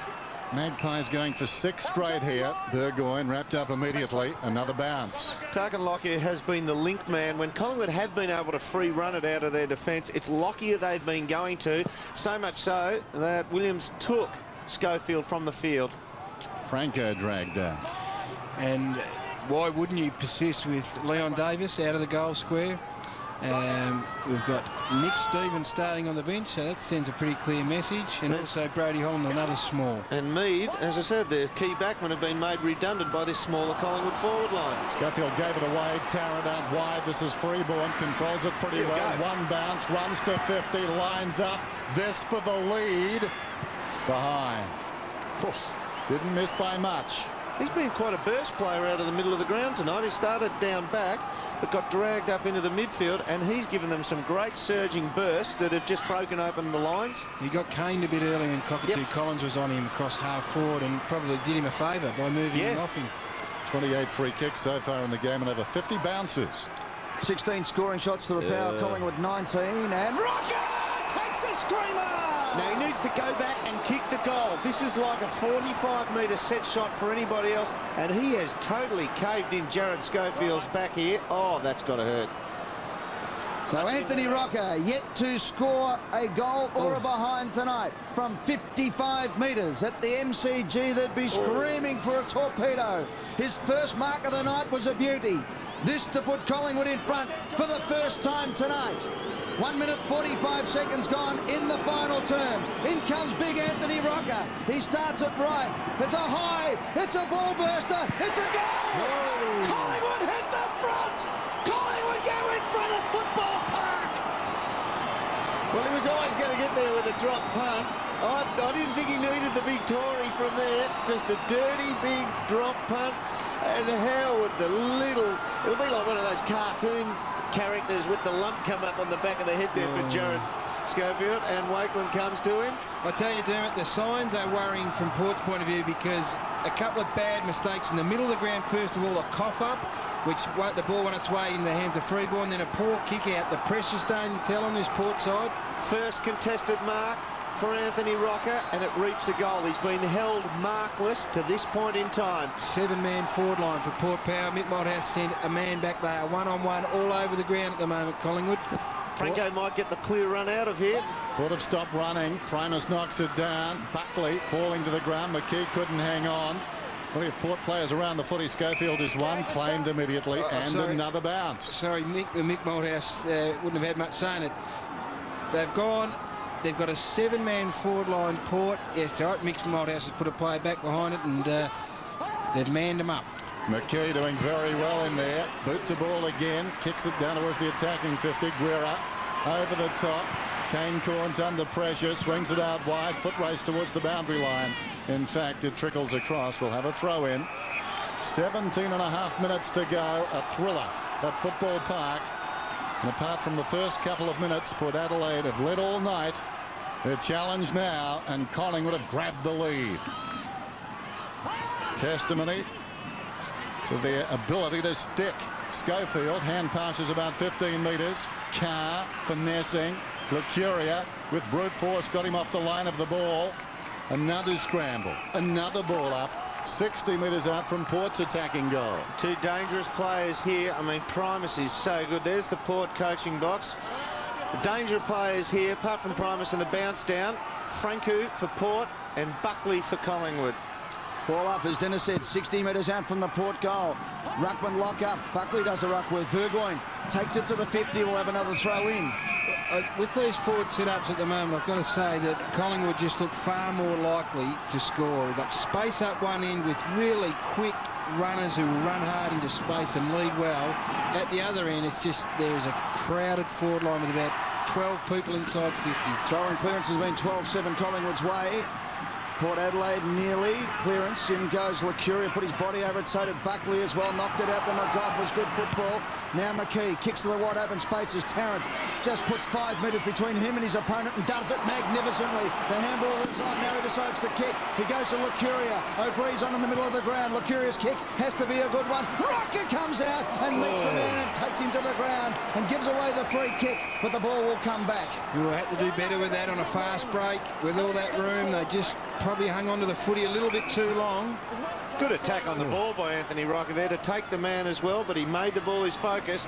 And when you've got a body that size, you make sure you get contact on the bloke who's filling in. He won't do it next time. Great courage by Guerra, though, to take the mark, and his kick was a beauty to Treadray. Treadray looks down. Corns gives him the lead. It's Corns versus Cloak. Cloak gets the punch on the ball. Front and square was Montgomery. Magnificent kick to the front of the square. Chance for Port Adelaide. Umpires paid the free kick for a push. And it'll be a free kick to Port Adelaide, 15 metres out from goal. He actually, oh, that's annoying. He actually outstrengthed him and pushed him on the shoulder. But we'll get another look at it. He's got him side on there. He's almost pushed him in the chest. So the free kick going to Dew. Frees 18-12 Port Adelaide's way. This to give Port Adelaide back the lead. They trail by 4 points. Stuart Dew coming in. Kept him quiet. Has kicked 1 goal, has kicked 2 goals. And Port Adelaide go back in front at Football Park.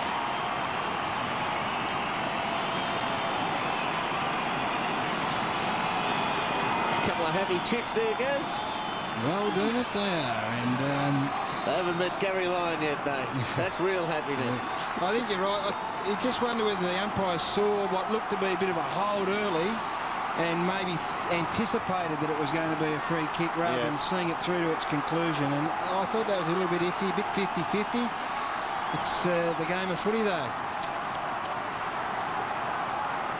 Number 17, a famous number at Port Adelaide. I can remember seeing Jeff Motley wear that way back in 1957 in Perth as a very young boy. Knocked down by Primus. I repeat, very young. Down goes Buckley. And we'll have another ball up. Oh, this centre clearance is so critical. A lot of space in Collingwood's forward 50. Space in both, Gaz. Now, there's 18 players in there. Look at that. And you can throw a blanket over them. There's a 50-metre break either way from this. Port by 2 points. Primus falling back, lays it down into the path of Burgoyne. 60 metres out, sets it up high down towards full forward. Pushing from behind against Dew. Free kick to Clement. Well, it doesn't depend where you get the free kicks. Port Adelaide have kicked 3 goals from free kicks tonight. Clement swings it out wide. Metres in the clear free ball. He can take it and go. Couple of bounds. To figure out a way of how we're going to deal with this. Yeah, we will, but I don't want things to blow up just yet. We'll work it out. I want to enjoy it first. You know things won't be the same. It can't be. And Lucy, I don't want to get in the way of all that. Terry, we'll work this out. But just not today.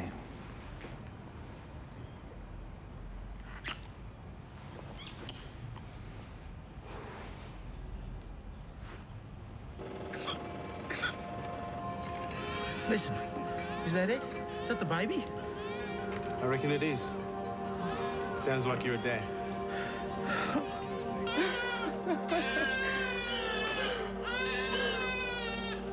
Congratulations.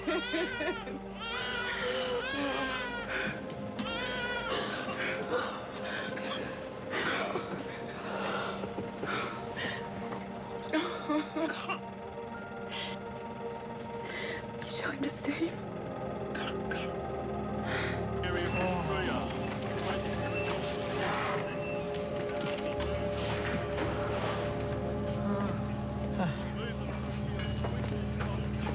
It's a boy. Oh, is everything all right? Yeah, he's perfect. Shane. Can you just call up? We were going to call him. We're calling him Shane.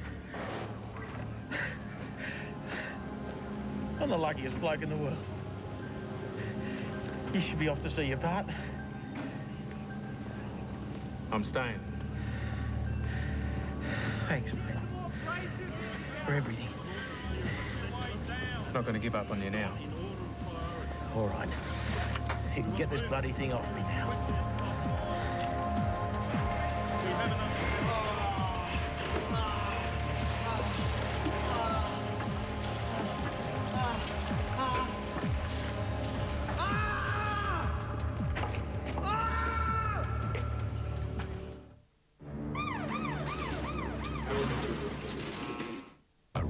call-out, a shocking discovery. Too late. Was it an accident or something a little more sinister? Meaning he didn't die in the car. Somebody put him there. Who was it? What was it? Wednesday, 8:30, Blue Healers. At Video Easy, Harry Potter has arrived. Rent Harry Potter and the Philosopher's Stone from Video Easy now, or buy it brand new on video for $20.95, or brand new on DVD for $29.95. Rent or buy Harry Potter from Video Easy. Limit 3 per customer while stocks last. We chose Mawson Lakes because it's got everything we wanted. Yeah, we enjoyed the lakes and the open parks. We just don't get that in England. We've had college students studying at the university, and this linking of different levels of education is excellent. I moved in about 12 months ago and started up Mawson Lakes Mowing Service. I really enjoy living and working here. I like that my dad's got a yacht and me and my dad go sailing. At Mawson Lakes, it all makes sense. Oh, really spicy foods, chips and sauce. Oh, it's a bit like a cramp, a bit like a stitch. Like being tied in knots. Buscopan. It's what I use for stomach aches. Works in under 30 minutes. What do you take for stomach ache? Buscopan. Time's running out, and it's running out fast. There's only 5 days to go in the Burns for Shutters massive roller shutter sale. 33% off our entire range of window roller shutters. But you better be quick, because time's running out, and it's running out fast.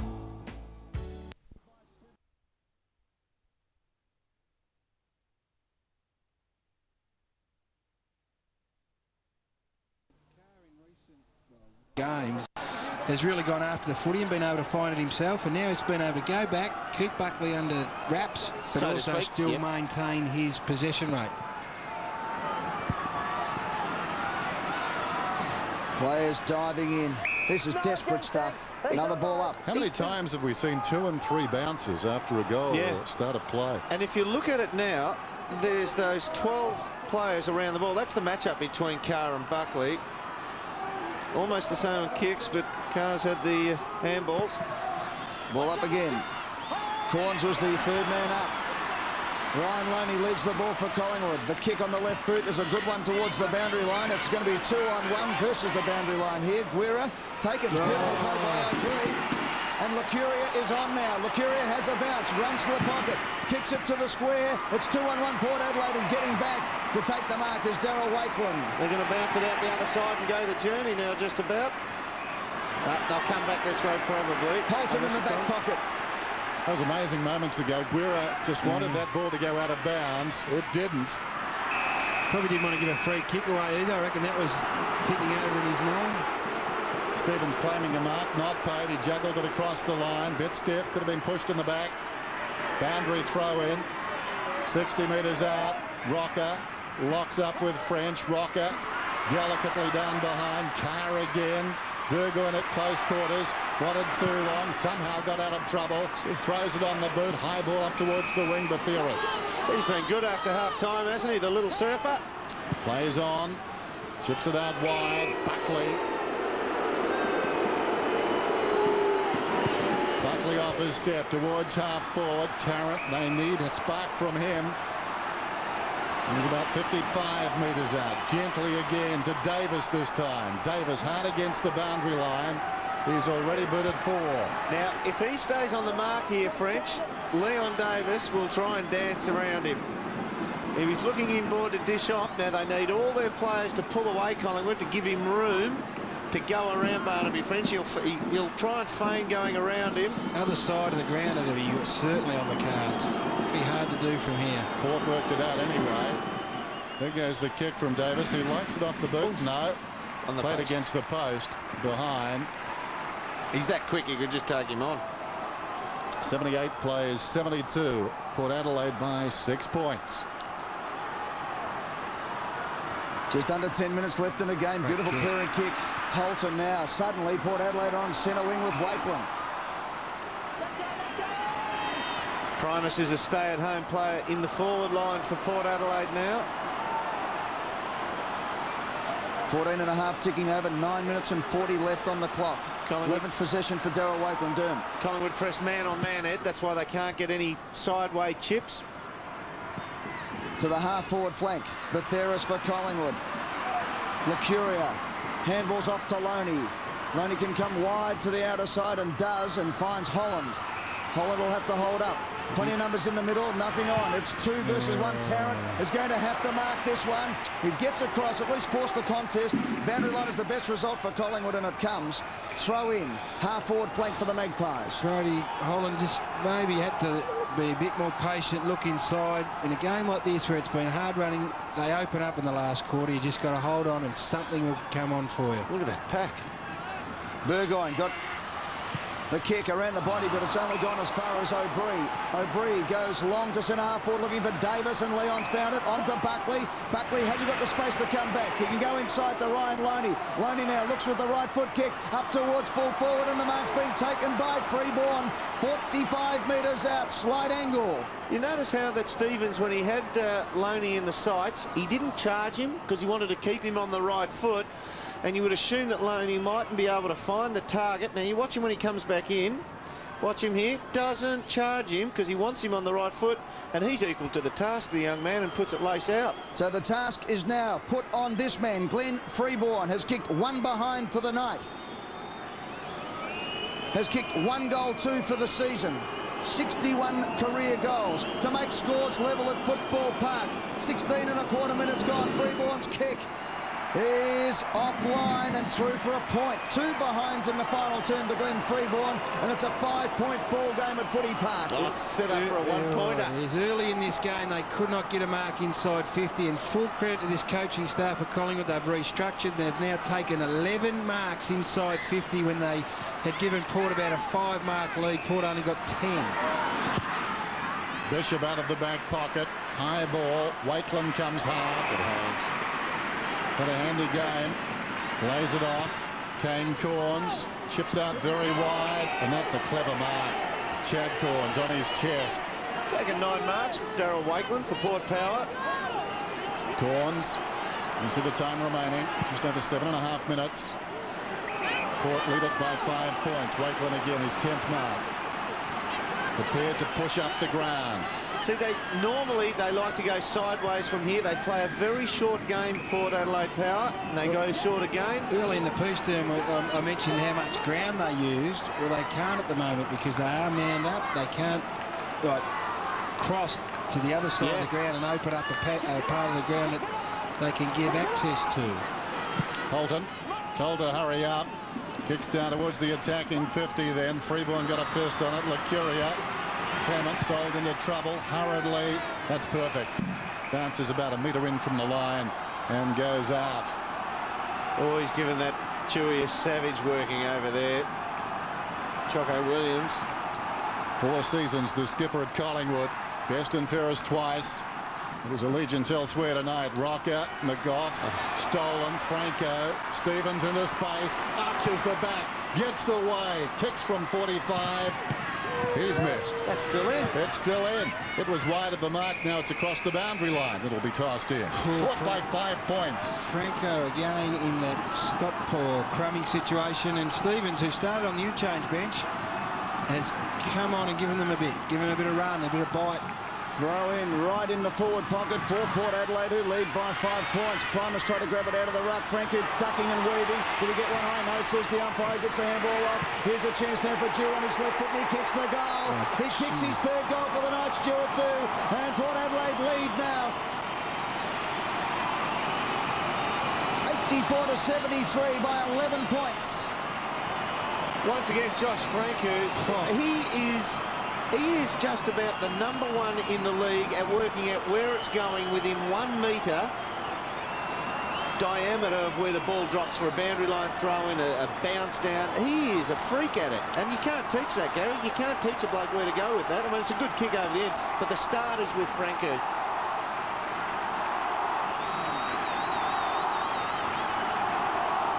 Both sides going in bursts. Port Adelaide have booted the last 3. They've been extremely timely. 11 points the margin. Bit happening on the wing. Bounce in the middle meantime. Primus beaten by Rocker. In trouble now. Ball spills out. And the obligatory second bounce. Lost only 1 last quarter for the year, and Franco's ability, I know we're harping on it, but it's invaluable. He stands up in the contest, shrugs tackles, and gets his kick or handball away. Lacuria's really got a hard press him now because he's the danger man at winning the ball in the middle. I think Michael Malthouse ruining the fact it wasn't kicked quickly. Buckley slams this one down towards half forward. Chopped off by Schofield. Stevens clever. Corns running out of time. Gets the kick away. A spiral. Only as far as Cloak. You got the reverse torque then, Dennis. Sons of a couple of famous fathers involved in that exchange. Cloak kicks it very high. 2-on-1 for Port. The one was Buckley. He knocked it down in front. Primus suckers off the ground. Lumbers after it. Primus falls over at close quarters to Burgoyne. He's been very good in his final term. Back to Primus. In the depths of trouble. Over the shoulder, got it to Hardwick. Hardwick kicks inside the 50. Back with courage was Carr. Freeborn. Guerra's got him. Down he goes. Held to him. Ball up, 84-73. And now the clock is the enemy of the Magpies, who have been so gallant tonight. 5 minutes to go. Matthew Primus over there. That was 5 or 6 efforts for a skipper, a big fellow late in the game. Terrific leadership. Up he goes again. Beautiful tap. Guerra's kick to the goal square. Mr. Giacomo off the ground. Here's a chance for Cockatoo Collins. Got the handball out to Jew. Jew's caught. Great effort. Play on, says the umpire. Guerra hard at the ball was great. Franco on the left foot. The kick to the pocket. Won't be a score. Batheris is there. Thumps it forward. Here's a chance now for Port Adelaide through Carr. He's knocked it forward. Bradwood, he didn't have the ball, says the umpire. No, play on. Up the ground it goes. Close to the boundary line. Still in play. Now it's over for a throw in. I think that's a good decision. He actually got tackled. The ball broke free and the tackler fell to ground, and the contact thereafter was totally incidental. You watch this. Batheris gets him. And yeah, look, he's just run over the top of his legs. 42 tackles to 18 in Collingwood's favour. But it's Port Adelaide leading by 11 points as McGough gets the handball off to Lockyer. Inside now to O'Brien. O'Brien over the top to Lucuria. He's got plenty of time to pick it up. He now flicks it out wider still. Here's a chance for Freeborn. He's missed 2 kicks at goal this quarter. From 50 he goes short. And it's Stephen McKee who takes the mark. McKee marks 25 metres out. Stevie McKee has kicked 1 goal this season and 7 in his career. I think you'll find that Matty Primus will need a break after this. You call his multiple effort out on the wing. Yeah. He's been sucking it in for the last 2.5 minutes since then and hasn't been able to run. McKee seized on the opportunity and just ran straight down through the middle of the traffic, and he's eventually spotted up. It was great effort by McKee as well, because he was involved across half back and continued to run. It's a pretty good set shot too, as a rule. 11 points the difference. This to make it 5 with 4 minutes to go on the clock. McKee comes in and has goal. Kicked the goal for Collingwood.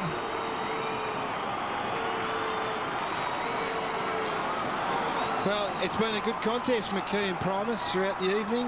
At various stages, a bit like the game, really. They've enjoyed good passages of play, but he looks pretty fresh. He looks to be running strongly, and he's now actually going to go forward and have a bit of a spell. Anthony Rock will contest this centre bounce. So if there's been a more critical centre bounce clearance for the year, this is it for these two sides. Franco's a man.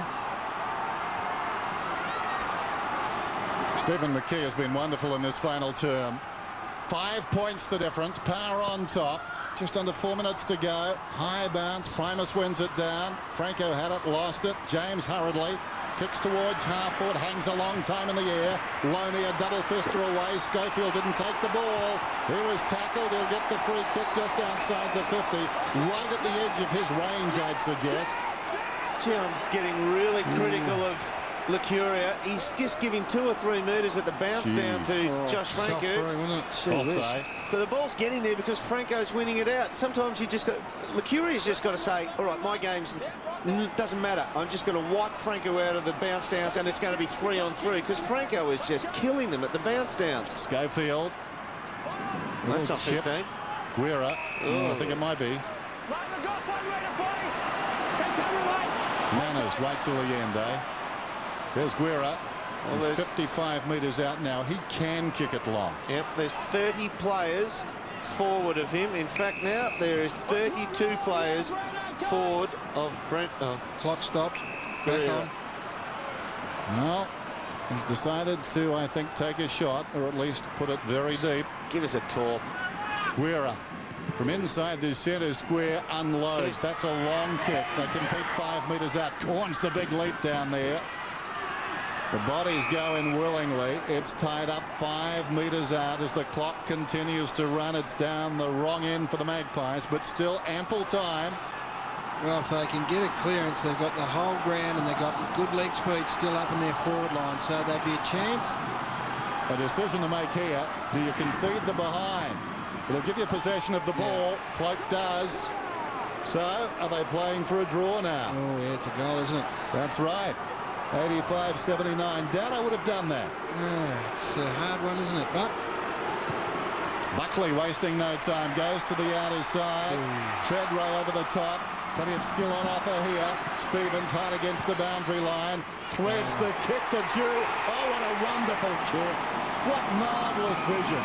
There was no way through, and somehow he threaded the eye of a needle. If you could imagine somebody plonking a 44-gallon drum out on the ground, and under pressure, you've got to kick the ball and drop it in there.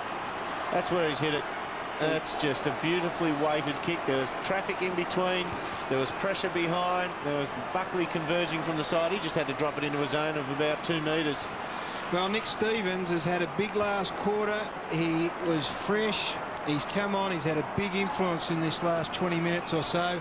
As is Jew. He's coming in for his 4th goal for the evening. Third for the quarter. Third for the quarter. Yeah, he's kicked 2 of the last 4. This for 3 of the last 5. I'm in 4. 13-7, 11-13, and this could just about do it. And I would imagine Port fans like the fact the ball is in his hands. Stuart Jew to put down the resistance. Collingwood brave, but this might do it. It's a goal. 50. Doesn't matter.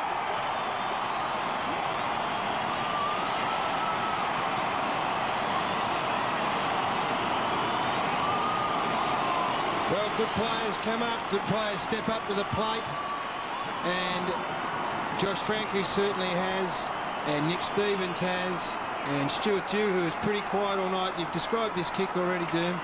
Beautiful. Into the hole, and really, there's 4. You've got to be on it. a little bit critical of the skipper, Nathan Buckley. The kick out was to a 2-on-1 situation, which resulted in the turnover. That's ultra critical. They've been brave, the Pies. Welcome back. And Nathan Buckley has 1 minute and 33 seconds to try and get the Magpies to kick 2 goals. Primus is coming off. Well, there's a chance now. I mean, you still got to think you're some sort of chance. Yep. You've just got to, you've just got to get Licuria this one to just go and wear Franco like a face mask, because he's taken the last, what, 2, 3 out of last 4 centre bounces? Standing in close. And this is a big price to pay for a minor blood rule, it's got to be said. Taken off the ground at a critical centre bounce with 1.5 minutes on the clock. Here we go. Last roll of the dice for the Pies. Port Adelaide in the box seat. It comes out to Freeborn. At the back to Burns. Burns goes forward. Here's a chance for Licuria. Gets it out to O'Brien. O'Brien back to Licuria. Runs into a wall. Handballs back to Freeborn. Freeborn over the top. Collingwood have got a bit of space now. O'Brien's got the ball. He can get onto his right boot and kick it to Leon Davis, who gets to the front. Over the top was a mark to Burns. No one touched it. Gee, that was touched, was it? With a minute on the clock. Scott Burns can go back and put Collingwood back within a goal. Well, they've looked up the clock, Collingwood, and they see 28 minutes and 45 seconds. So he's hurried back. Let's have a look. Jared Polton claims he got fingers to it. Yes. He might have. Burns comes in, needs to kick the goal before we worry about anything else. Yep. And he does. And Collingwood lift again. 1 goal the difference. Well, it is you got to say, the Primus blood rule, the minor little scratch on the elbow. He's been a big boy in there, and that's not to downplay Steve McKee's role either, because he's been terrific. But 1 minute on the clock, there's ample time. Well, you couldn't argue really in the end. It would have been a fingernail. He would have had to have heard it, you'd think. And a good result for Scotty Burns, so plenty of time. Draw. 1 goal the difference, 29 minutes and 30 seconds gone on the clock, but it's the next clock you see that counts. This one, 58 seconds to go. Port Adelaide by a goal. McKee in for the centre bounce for Collingwood. McKee gets it out. He kicks it forward. Up towards half forward. Leon Davis has got the ball. No, he hasn't. They dive in on top of it. It comes out to Freeborn. Back he goes to Tarrant on the left foot. He kicks it long. Rocco!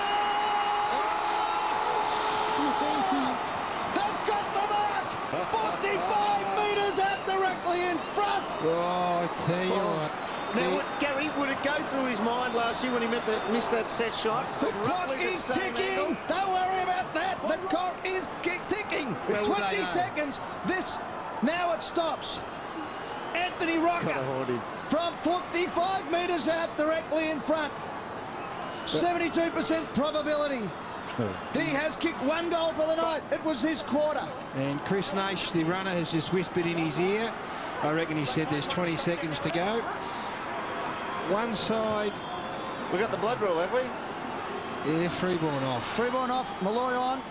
Scores 14-7-91 Port Power. Collingwood 12-13-85. There is 1 kick in this game. Yeah, back him in. Rocker from 45 metres out directly in front. He has been magnificent in season 2002. He's been here before. You back him in. He's kicked well. He's been confident. He's in career best form. Anthony Rocker lines up to make scores level. The clock is ticking. Last roll of the dice for the Magpies to take some points from the game. And Anthony Rocker has, it's a line ball decision, missed. Gary, you taunted him.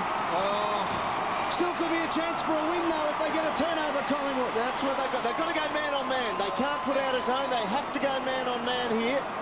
They're doing that. Got to go long to... Oh, it's a gutsy kick. Ooh. We'll have another look at it. It was a good kick out, and there's the siren. And Port Adelaide have won by 5 points in a well-deserved victory here at Football Park tonight.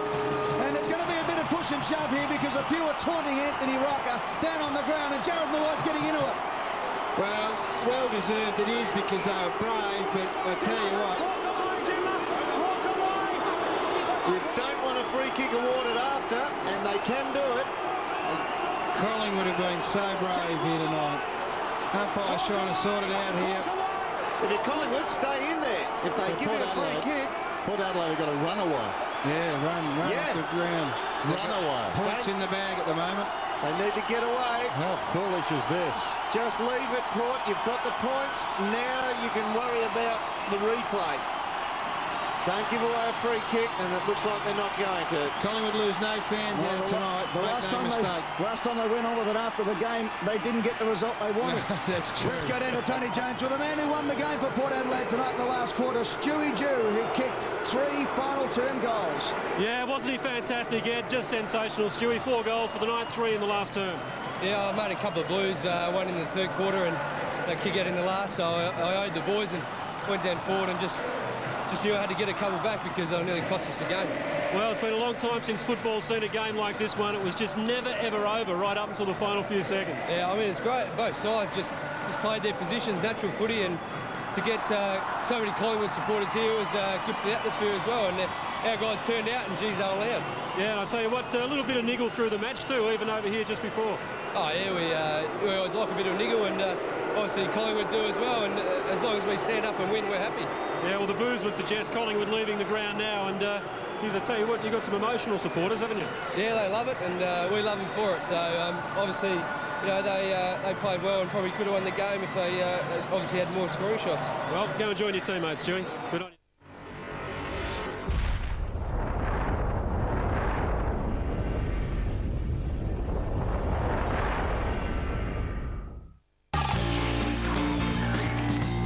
A bit of a legal crisis. Okay. I'm Chief Inspector Morse. That's the one, Sarge. She has so many notches on her bedpost, it's practically whittled down to a toothpick. Politically incorrect. I love it. The survey says... Holy macaroni! This is something that I hear all the time. You have a delicate pair of eyes. I want everything. As I understand it, the trick is to smile a lot. We ended up sleeping together. This will come down on you with the force of dawn French in a pair of stilettos.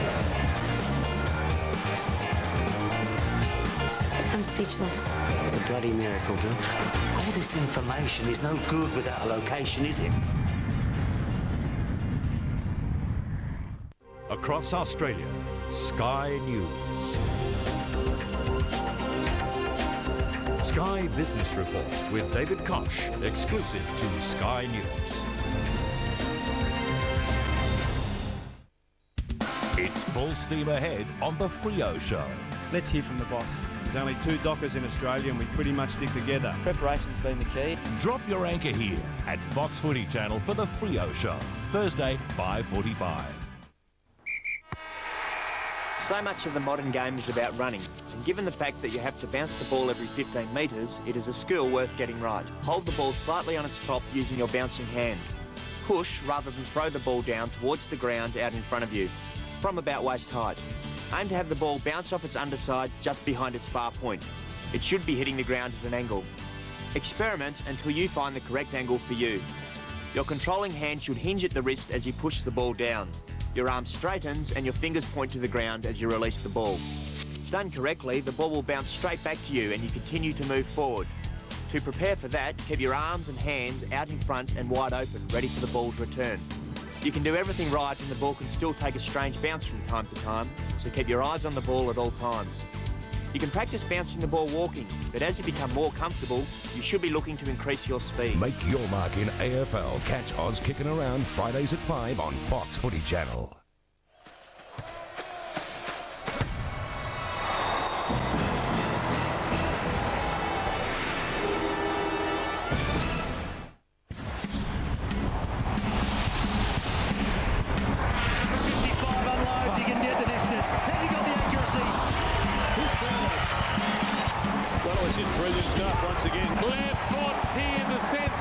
And it's online. They needed that one. High ball. It's twisting back. I think it's a goal. It's a goal. On the board. Just sensational footy. How good's that? Hello, my name is Carl Langdon and welcome to another episode of Eagle Eye. A disappointing loss by the boys on the weekend on the road to Richmond. What is it about these road trips? Still the boys unable to get a win away from home. Well, there was a big game on the weekend against Richmond. Let's take a look at some of the highlights. Jones, hands off, Chris Judd, through the traffic, out in front, great kick, Wilson. That was a beautiful kick, they got it into the corridor, and Troy Wilson marks. Will go back with Gasper standing on 45 from goal. He will have to kick from just outside 50. This will test Troy Wilson. It was a great kick, but the lead by Wilson was also a well-timed lead. He looks to have Gasper in a bit of trouble when he's leading up the ground nice and hard and he's got space in front of him. For any forward, having a shot at goal, these ones from just outside 50, you probably never expected to get them, so there's not as much pressure. Wilson, this will test him. That is a beauty. That's the first of the game, and Troy Wilson is off. Zantuck, can he pick it up? Overran it in the end. Williams. Braun, did he have it? No, it's coming back. So West Coast doing well, certainly putting themselves in that position at the moment to win a free. He's been cut down the last couple of years, Peter, with injuries, Michael Braun, and he's one player that's also been a strong contributor this year for the Eagles. So they go out wide. Slamming it in long as Cox. He slammed it long and slammed it beautifully. That's their third. Creative handball into the path of Cousins. He's got Weirpunda between centre and wing. David Weirpunda. Richmond have got all their numbers back. Short, Embley.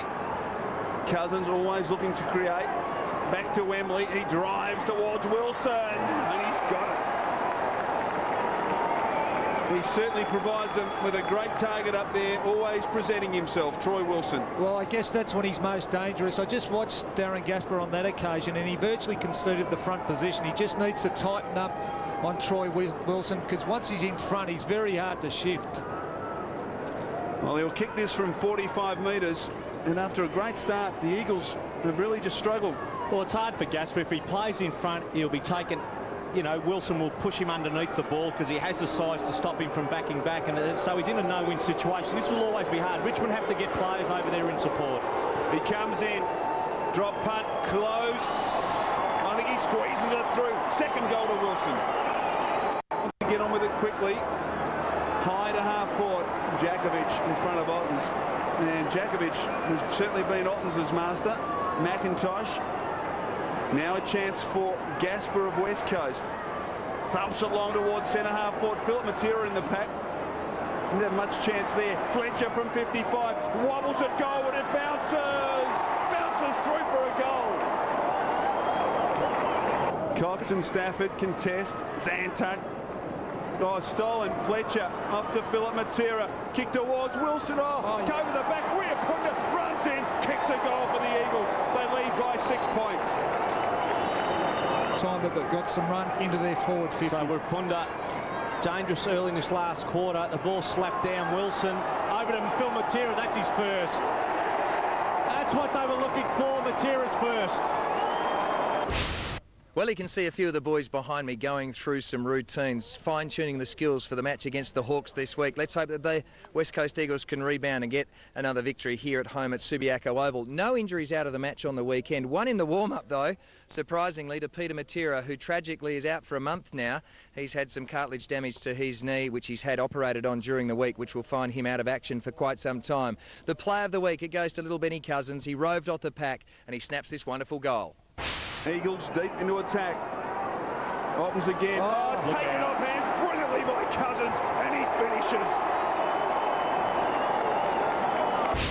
Well, I'm joined by one of the up-and-coming big men at the West Coast Eagles in Darren Glass. Glassy, how are you, mate? Yeah, good, thanks, Carl. Going well. Yeah, the clubs are going much better this season, mate. 4 wins, I think only 5 last season, so, you know, you must be pretty happy. Yeah, no, the boys are pleased not getting too far ahead of themselves, so it's been a good year, though. Enjoyable. What about yourself, mate? Where have you targeted as your spot? You know, you've been playing down back a fair bit. Would you like to maybe get a chance up forward and get a bit of that glory like I used to have up in that forward line? Oh, yeah, mate, I'd like to be kicking the goals instead of them having kicked on me for a change. It would be good. I had a run with Perth there a few weeks back, so it's good to have a run up there, mate. What about in your junior footy, mate? Did you play predominantly in forward line, back line, ruckman? What were you? Yeah, no, it was a bit of everything. I played a bit of ruck, bit of forward line, so I was all over the place, mate. And what about off the field these days, mate? They got you back at school or working or studying or using that brain? Yeah, no, a bit of study still at uni, slowly working my way through a Bachelor of Commerce degree and doing a bit of work in the marketing department here at the Eagles. So they keep you pretty busy, mate. They always keep you pretty busy. Now this week, up against the Hawks, another big game, and well, they've all of a sudden hit some form, haven't they? Yeah, no, they're in very good form, so it's going to be a big challenge for the boys, and we're looking forward to it.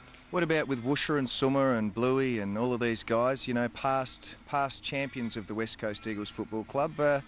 Are they educating you blokes the right way, my old teammates? Yeah, mate, they're doing well. They're giving us young guys a lot of good advice, and they certainly seem to have rejuvenated some of the old fellas as well. Do they give you a hard time as well sometimes? Oh, occasionally they get in our back, but they're pretty good, mate. Thanks for joining us, Glassy, here Thank on you, Eagle Eye. Carl. Appreciate it, mate. Well, it's always great to catch up with my old West Coast Eagles teammates and premiership mates too, and Peter Sumich, now an assistant coach here at the West Coast Eagles. Sum, how is it these days, mate? Oh, very good, Carl. You know, it's good to be back at the club, and good to have characters like you around doing this show. Now, you've also got a couple of other characters, Guy McKenna, Johnny Worsfold, the senior coach, really good mates of yours. Yeah, they are, but they're backmen, Boris. You know that. You know, I'm surrounded by backmen again, but look, I'll fight through that. Is that your job at the club these days, mate, is teaching the forwards how to kick goals? Well, I'm trying. We're going all right at the moment, but we've just got to keep improving. What about away from the game? Do you do or get a chance to do anything else these days? A little bit of fishing. That's about it for me. You know, it's pretty full time here, and it's pretty full on, so just a little bit of fishing every now and then. That's the great thing, a bit of squidding. And of course family, wife Sam and 3 lovely children who are growing up pretty quick, aren't they? Yeah, 5, 3 and 1, and you know, a handful, but you know, that's up to the wife to look after that. Well, mate, it might be the wife's role to look after that, but your job is to actually teach the blokes down here how to kick goals. Now, what about for old time's sake, mate? Can you just show us how it's done? All right, mate, I'll just see if I can do it. I'll do a Peter Dacos in 1990, Collingwood versus the West Coast. All right, here we go.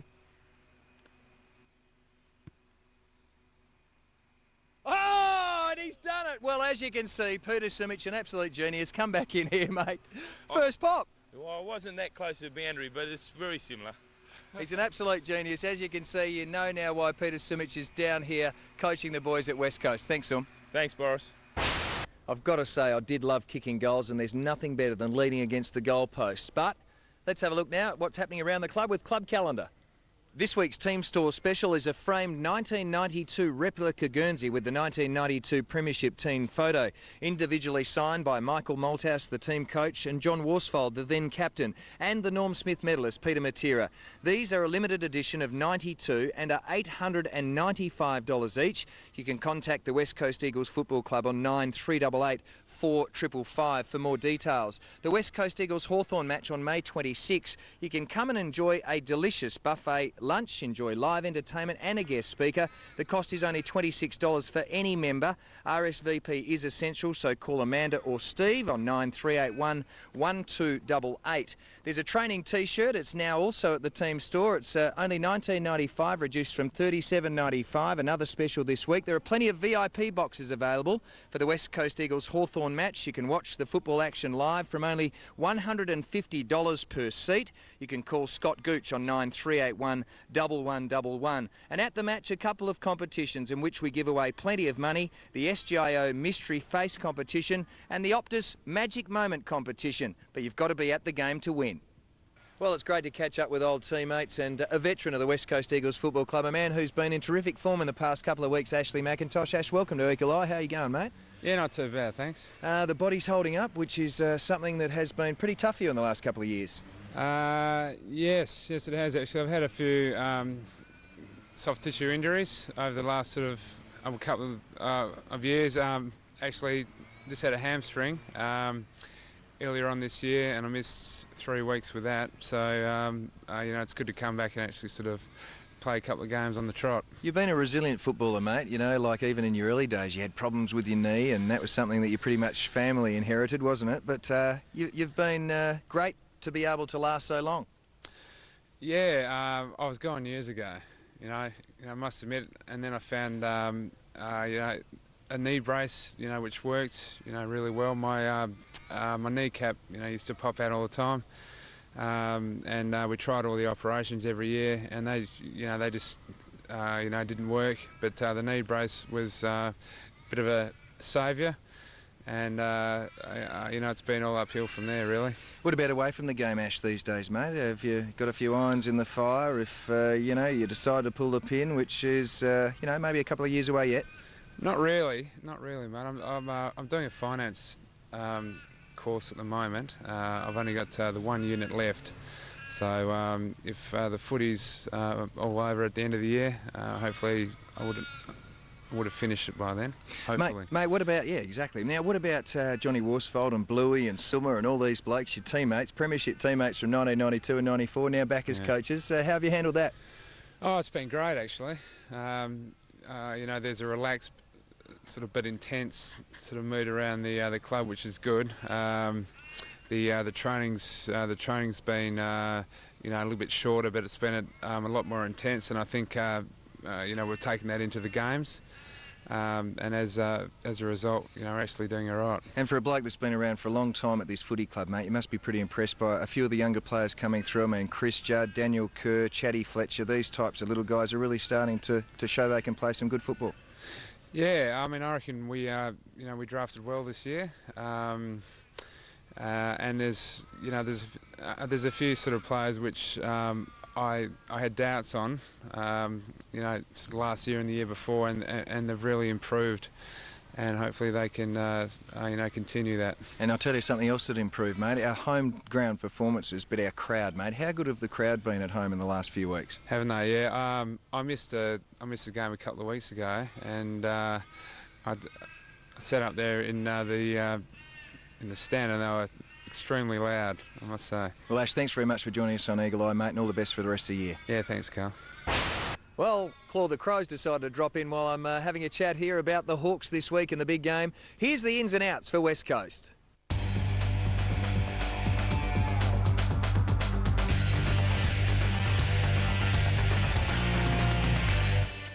Well, that's all for today's show. Hope you enjoyed it here on Eagle Eye. Don't forget the big match on Sunday against the Hawks here at Subiaco Oval. Bounce down is at 1:40 Western Standard Time. Make sure that you check your local guides for broadcast times, and make sure, West Coast Eagles fans, you get down here and get behind the boys and scream for your team. Once again, a big thank you to Vista for getting behind this year's show. You can call them on 13 16 13, and make sure that you tell your friends and neighbours to tune into Fox Footy Channel, especially for Eagle Eye. It's twisting back. I think it's a goal. It's a goodie. On the board. Just sensational footy. How good's that? Next on Fox Footy Channel, a visit to the club where they walk the walk and talk Hawk Talk. The Hawthorn Football Club show is coming up. The big birds clash today when the Eagles take on the Hawks at Subiaco. West Coast have 4 wins at home. Hawthorn are perched on 4 in a row. Will Captain Crawford set the same blistering pace as last week? Can the Eagles protect their nest at Subi? Or will the Hawks fly higher up the ladder? Unbelievable! Join us today on Fox Footy Channel.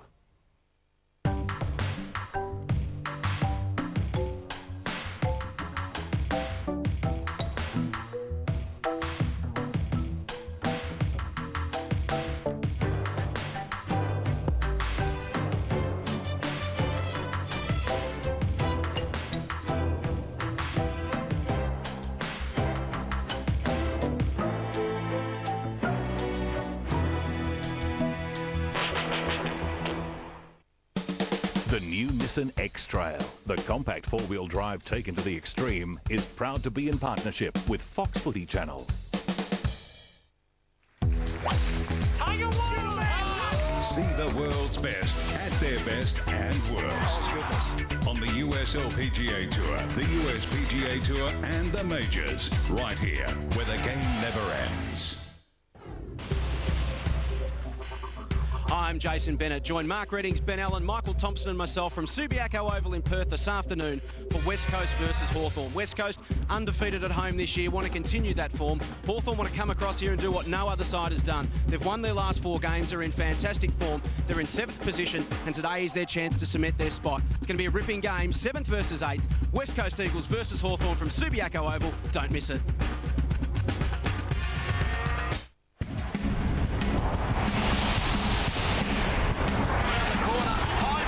That was pretty tough and uncompromising. Free kick, going to the Hawks. He's kicked a goal. He's got it. Both got a hand on it, neither won it. Crawford can go one bounce. Harford needs to shepherd. Well done at centre half forward because Holland's 2 great players have had a wonderful duel. Hawthorn building the springboard from down bank. G'day Hawthorn fans, it's Simon Cox here and welcome to another edition of Hawk Talk. It was a great win by the boys on the weekend against the Carlton Blues, so why don't we go and have a look at some of the highlights from the weekend. Chance for the Hawks here, plenty of runners outside. Graham alongside the centre circle. Probing kick, high ball. Barlow. Well, he's directly in front, 30 metres out. Can they post their first goal here? They've kicked 8 behind so far. Carlton a 1-2. Scores a level. This for the lead. Chris Grant would love to play in this team. He'd be anonymous. That's something that Ange Christo and Simon Beaumont won't want to have a look at again. Tackled him. He's got to get this one. Well, a bit of drama, but it's through. Hawthorn get their first goal. Punishment will be swift and hard if this bloke Chick can pick it up. It's Chick, does the big U-turn, handballs without the finger, gets it over to Hodge, I think it was, and he kicks his second of his career. Hodge kicks the goal and the Hawks go further clean out. Beaumont in there for Carlton. Hodge, I think, tried to knock it out. Tallis, good play. Johnson, here's Hodge again. Play on surely, says the umpire. Yes, Dixon breaks through, 45 out, sweeping handball. Adrian Cox from 40 metres, kicks another goal, and Hawthorn are away. They lead by 5 goals. Right over then, right time he kicked it. So McKay just sneaking up, and the umpire right there, ready to go. It was like a sharpshooter on a Western, wasn't he, ready to go? The umpire coats. In the meantime, the kick's gone forward and Dixon has marked within scoring range. That is unforgivable. And a 50-metre penalty, so there is time, probably 5 seconds. Yep. And Ben Dixon finds himself inside 50 without an opponent. Now watch this mark. A lot of players would have gone for the knee in the back, look for the spectacular. Ben Dixon read it. He almost went, but he thought, no, the mark in the book is looking exactly the same no matter which way you actually take the ball. Better to have the ball in your hand, shoot at goal. Similar angle at the other end of the ground. He kicked the goal after the siren last year to sink the Blues. Dixon comes in. Here's their bogey man and has snuck it through for a goal. His first for the night.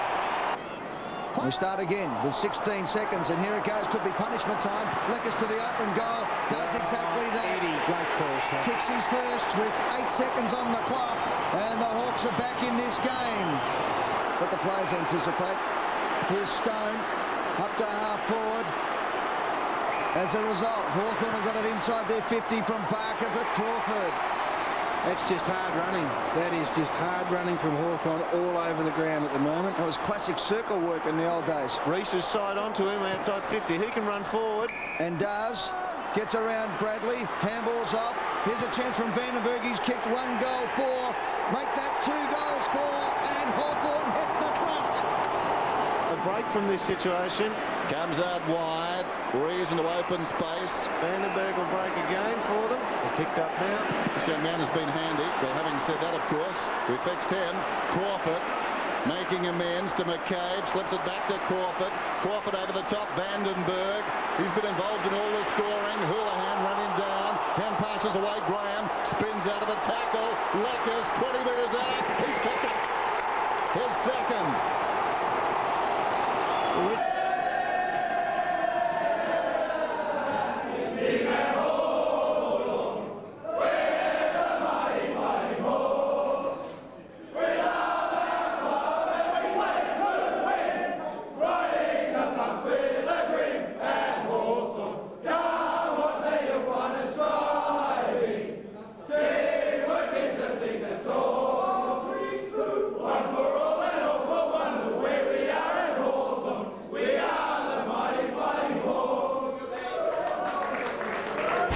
We knew Carlton were going to come out real hard and attack us, and to our credit we were able to hold out, and it really was a real roller coaster, that game. Yeah, now what about yourself? 1 goal for there at one stage. When you needed to convert, you converted. Yeah, I wasn't real happy about missing those goals early, and I think that allowed Carlton to stay in the game, but it was good to get away with a win in the end. You were really looking down the barrel at 3/4 time in particular, even early in the last quarter. What was Schwabby's message at the break? Oh yeah, Schwabby just said we just got to be real desperate, and he said it's up to us now, and we just had to get across the line, and we did everything we could to do it, and thankfully we did. Yeah, no mucking around with the bandage either. You got that off quick, smart. Yeah, I'm not too sure about that.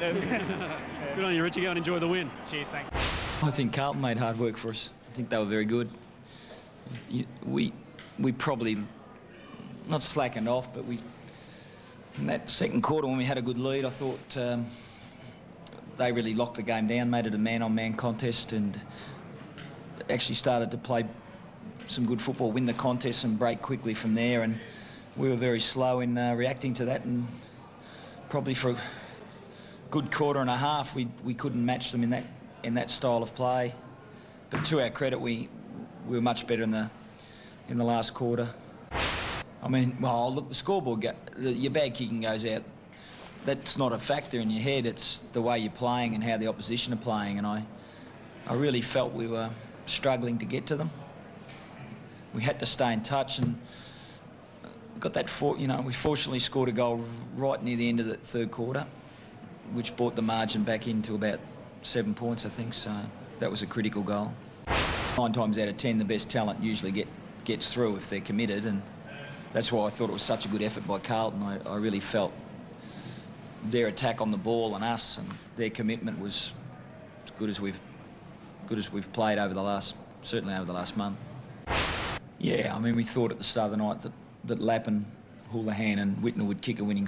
If they were going to kick a winning score, they'd be the 3. And Luke McCabe did a very good job on Lappin, and then Houlihan slipped Coxie, so it's a good effort from Bateman. And Jonathan went on to Lance late in the game after Lance I don't know how many Lance kicked, but he but he always looked dangerous. And it was a good effort from Jonathan because he's really, you know, underdone as far as his training's gone.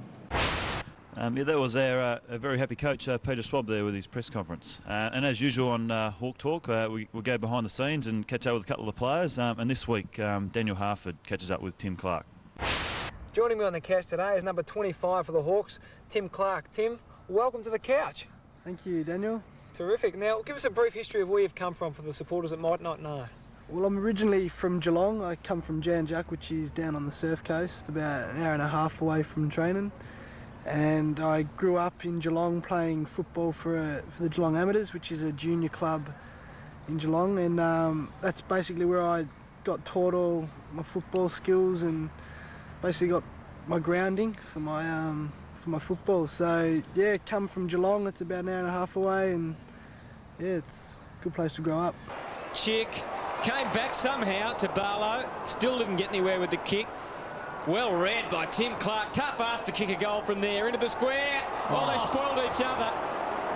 Now, your dad played for Geelong, David Senior, and your brother plays for Geelong, David Junior. Are you disappointed that you didn't end up at Geelong? Sometimes I think it would have been nice to have played with my brother, but and play for the club that my dad played for. But I've come up to Hawthorn now, and I feel that I'm a part of the club.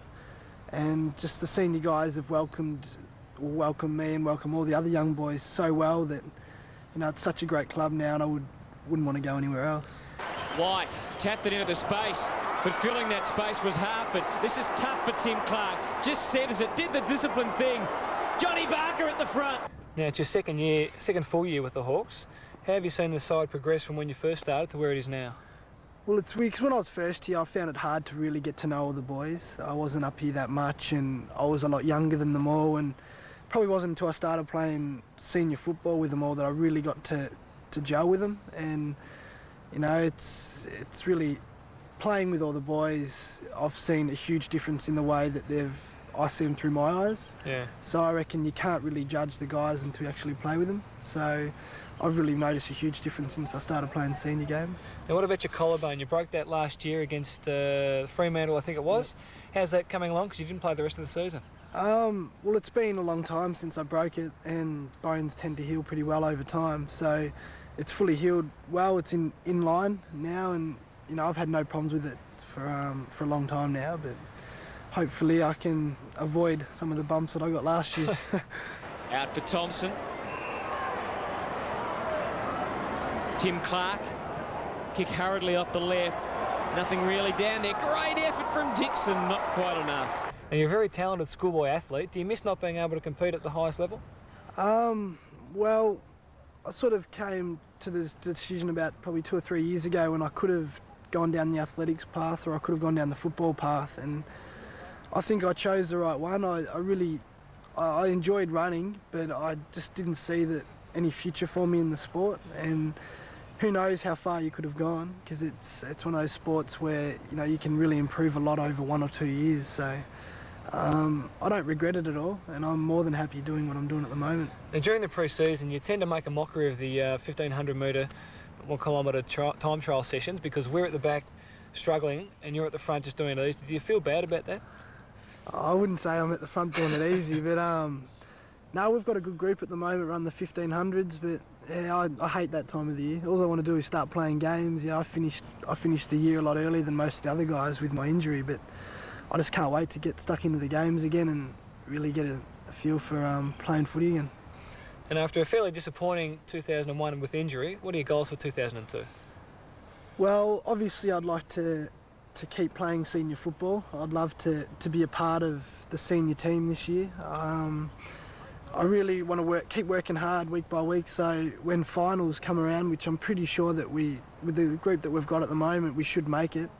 And I'd just love to be a part of the finals action this year with all you boys. Well, hopefully the Hawks do make the finals, and Tim Clark will be a very important part of that. Tim, thanks for your time, and we'll see you on the field very soon. It's a pleasure. Thanks, mate.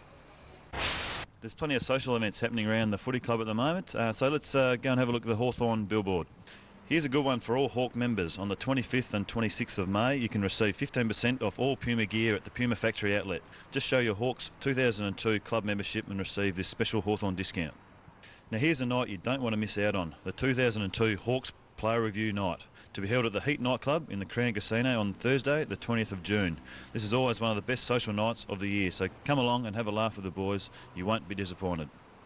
Don't forget, all 2002 Hawk members can gain free entry into all Box Hill Hawks home games. So get along to the Box Hill City Oval on this Saturday, the 25th of May, and have a look at the Hawks take on North Ballarat and show your support for the young blokes.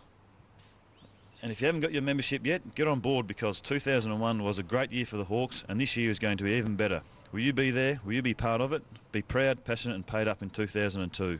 Call the membership hotline now on 03 816 2245. Now that's about it for this edition of Hawk Talk, but before we go, don't forget this week we travel to Perth to take on the Eagles on Sunday the 26th at Subiaco. So we want all Hawk supporters in the West to get along to the ground and help us keep that winning streak going. And for all other Hawk supporters, you can catch the action right here on Fox Footy Channel. Check your local guides. Hope to see you at the game. Thanks for watching. I'm Simon Cox, and we'll catch you next time on Hawk Talk. Because Holland's two great players have had a wonderful duel. Hawthorn building the springboard from down bank.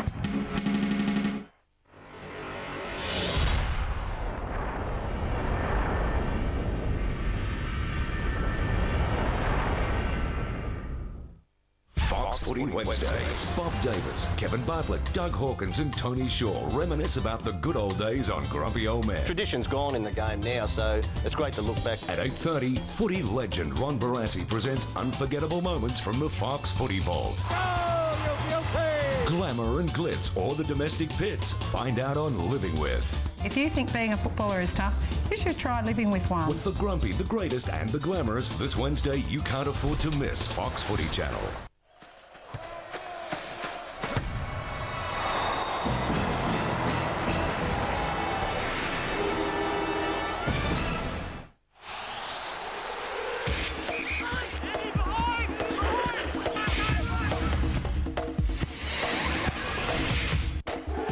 Subiaco Oval, it's 7 versus 8. The red-hot Hawks are chasing their 5th win in a row, but Woosh's Warriors are back on hallowed ground. Can Cousins inspire, or will a scintillating Crawford make Subiaco his own? We're headed for a thriller as West Coast hosts Hawthorn right here on AFL Sunday. Sunday afternoon football coming to you from Subiaco Oval in Perth. It's round 9 action between the West Coast Eagles and Hawthorn. The West Coast in 8th position, 4 wins and 4 losses. Win-loss all year. Haven't strung together 2 wins or 2 losses for the season. Undefeated at home. Face the in-form Hawks in 7th position, 5 wins and 3 losses. Hawthorn winning their last 4 games and starting to look pretty good in season 2002. Good afternoon and welcome as I welcome our expert commentator this afternoon, Ben Allen. And Ben, the stats show that West Coast are about a 6-goal better team at home. Yeah, they've been very impressive at home, haven't they? But another big test. 2 sides coming today would be expecting to win, so it's a big game. Well, the Hawthorn Achilles heel, I guess, if they've had one in the last couple of years, has been their midfield. Not the case this year. We look at these 2 sides. Aggressive midfields ranked number 1 and 2 for goals on the run this season. Yeah, it's quite interesting, isn't it? They're really sharing the load, the Hawks, not relying on any one player. Nick Holland's been a little bit down in terms of his goal kicking. So is John Barker. They're sharing the load. The midfielders getting their hands on the footy. So we can expect to see both midfields running the lines today, attacking the 50 hard. Very warm conditions here, so that is going to be a factor. Absolutely. I think there'll be a lot of rotation and 3 midfielders that will probably get a couple of jobs. I think Leckers will probably go to Chris Judd. Vandenberg may go to Cousins and Crawford. He has been outstanding the last 4 weeks, and Hawthorn, as a consequence, have won those games. Look at the figures for all those 3 players, and they've all been sensational. Crawford's getting it done at both ends of the ground, and Vandenberg only kicked 7 goals in his entire career until this season. He's already kicked 11. Yeah, he's actually could have kicked a few more. He's kicked a number of points. We see, Angelo Leckers. He's been at the club for a number of years. He's turned into a really, really good one-on-one player. So he'll get a role, but also he'll run forward and create opportunities for his forwards. And they're developing options around them, as you see Vandenberg slot a goal there. Likes of Rees, Harford. They've got more midfield options. For West Coast, the man unquestionably is Ben Cousins. There he is. He leads the club in possessions. clearances, inside 50s, centre breaks, averaging 24 possessions a game in great form this year. Well, he's turned into a dynamic midfielder. Rather than an accumulator, he really is dynamic now. He's spending a bit of time up forward as well. So rather than coming off the ground, he goes into the forward pocket and can create opportunities. You can see that there. 15 goals for the whole of 2001. In 2002, he's already kicked 9 for the season. As we look at both sides' lineups, Jonathan Hay on Wilson will be a very interesting battle. Yeah, Hay and Pace should stay with Wilson. That's what you've got to be against Troy, because he'll attack the footy hard. We see David Sierakowski in for his first game since round 1 of last season. Jade Rawlings at centre-half back on Gasper. Yeah, that should be a good effort. I mean, you know, Gasper, a big boy. Rawlings have a hard job to control him, I reckon. Across the midfield, Leckers, Crawford and Harford, 3 men who've got to get their hands on the football for Hawthorn. Absolutely. Daniel Kerm and maybe Braun will have a crack at Crawford, I think. Across half forward, Barker at centre half forward there, Jakovic. That'll be a great battle if those two line up on each other. Absolutely, Barker's got to be on the move because it becomes a one-on-one battle against Jakovic. Jakovic very strong, so Barker got to lead long and strong. And Michael Collicker, of course, up against his old side. In the forward line, they play a short forward line, Hawthorn. Their top 5 goal kickers have all been smaller sized players. Nick Holland, their biggest player, with 10 goals. He's ranked 6th for the season. Yeah, it's interesting they're actually starting Holland on the bench. And they're the ruck division. Thompson coming back after a knee injury. Dean Cox has been in very good nick for West Coast, so that'll be a good battle as well. And Daniel Chick has spent plenty of time up forward. As we look at Dean Cox, he really has grown in stature. Yeah, he got him going and he really kept them in the game against Richmond last week. He's an old-fashioned ruckman. He really concerns himself where he taps the footy and he's picking up ball around the ground. Nick Holland on the bench, that's an interesting one.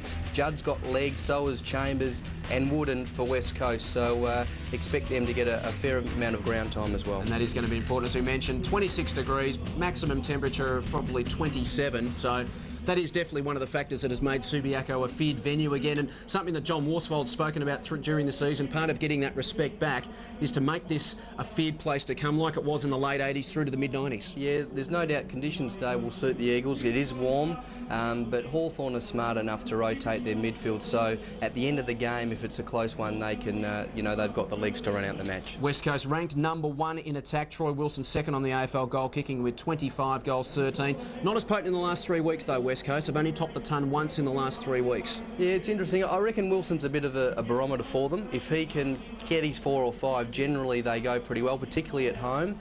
I think Jonathan Hay, you know, if he is capable of beating him to the footy. This Sierakowski played about 2 minutes last year. Good to see him back. Waiting for the Hawks to run out onto Subiaco Oval. We're back with more. It's West Coast, it's Hawthorn, and it's next.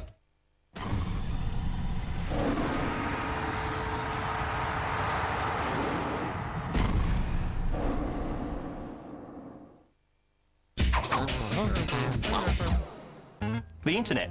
It's great for sending emails and finding information. Now there's something exciting from Telstra that lets you do that and more much faster. It's called broadband. It's a different type of internet connection that's up to 30 times faster than normal. It lets you do all your day-to-day stuff a lot quicker. Pictures and movies that took ages to download can now just take seconds. Impressive. Plus, you can be on the phone while your computer is still connected to the internet. Telstra Big Pond Broadband starts from $54.95 a month. Once you're connected, great value at under $2 a day. Call Telstra now.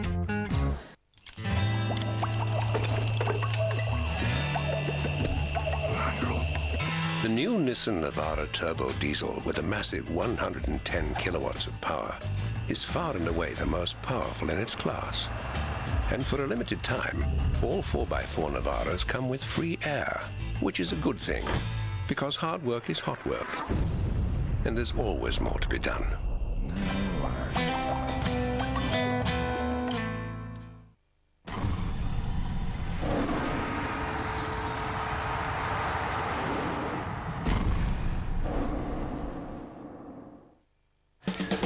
We've got to stay focused. Together. Yep. As a team. Come on, as a stay calm. Pure AFL action. Powered by Fox Footy Channel and Powerade. They're decidedly different. Wow. Perfectly polar. Oh, you're an unusual woman, darling. Duh. Yet strangely synchronous. Just go with it. It's worse if you struggle. Be shacking up with the freaky chick with the yoga and the incense. You know what I'm saying? They're children of the revolution. Do I look stupid to you? And their parents are revolting. This is the lobby. Aren't you coming? No, I want to stay here and listen to the rest of the song. It's a guaranteed good time. Fun stuff, lots of it. Dharma and Greg, Thursday, 8:30, Fox 8. Across Australia, Sky News. Sky Business Report with David Koch, exclusive to Sky News. Fox Footy Thursday. Glamour and glitz or the domestic pits. Find out on Living With. A must-see guide to the weekend ahead. Fox League teams is every footy tipster's dream. That's like me punching you up, Mike. Join the queue, mate. Then at 9:30, we present some of the classic clashes of the 1990s from the Fox Footy AFL archives. Indulge yourself with an evening of 100% pure footy this Thursday on Fox Footy Channel.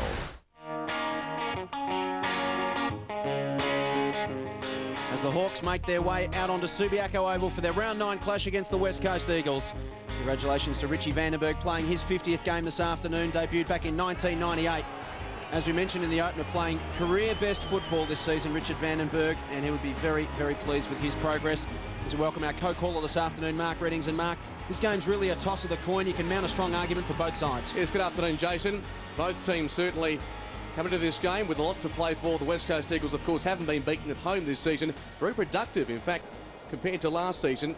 Heading into round 9, the second most amount of goals in the competition. Last year, they were last in that department, of course, the Hawks. Their midfield, as you suggested earlier, Jason, have been very productive in goal scoring as the toss of the coin is conducted. The two number 9s, the two glamour boys of the respective clubs, go at it, and Ben Cousins has won the toss. The conditions, I guess, are going to be testing for all concerned. 25, 26 degrees.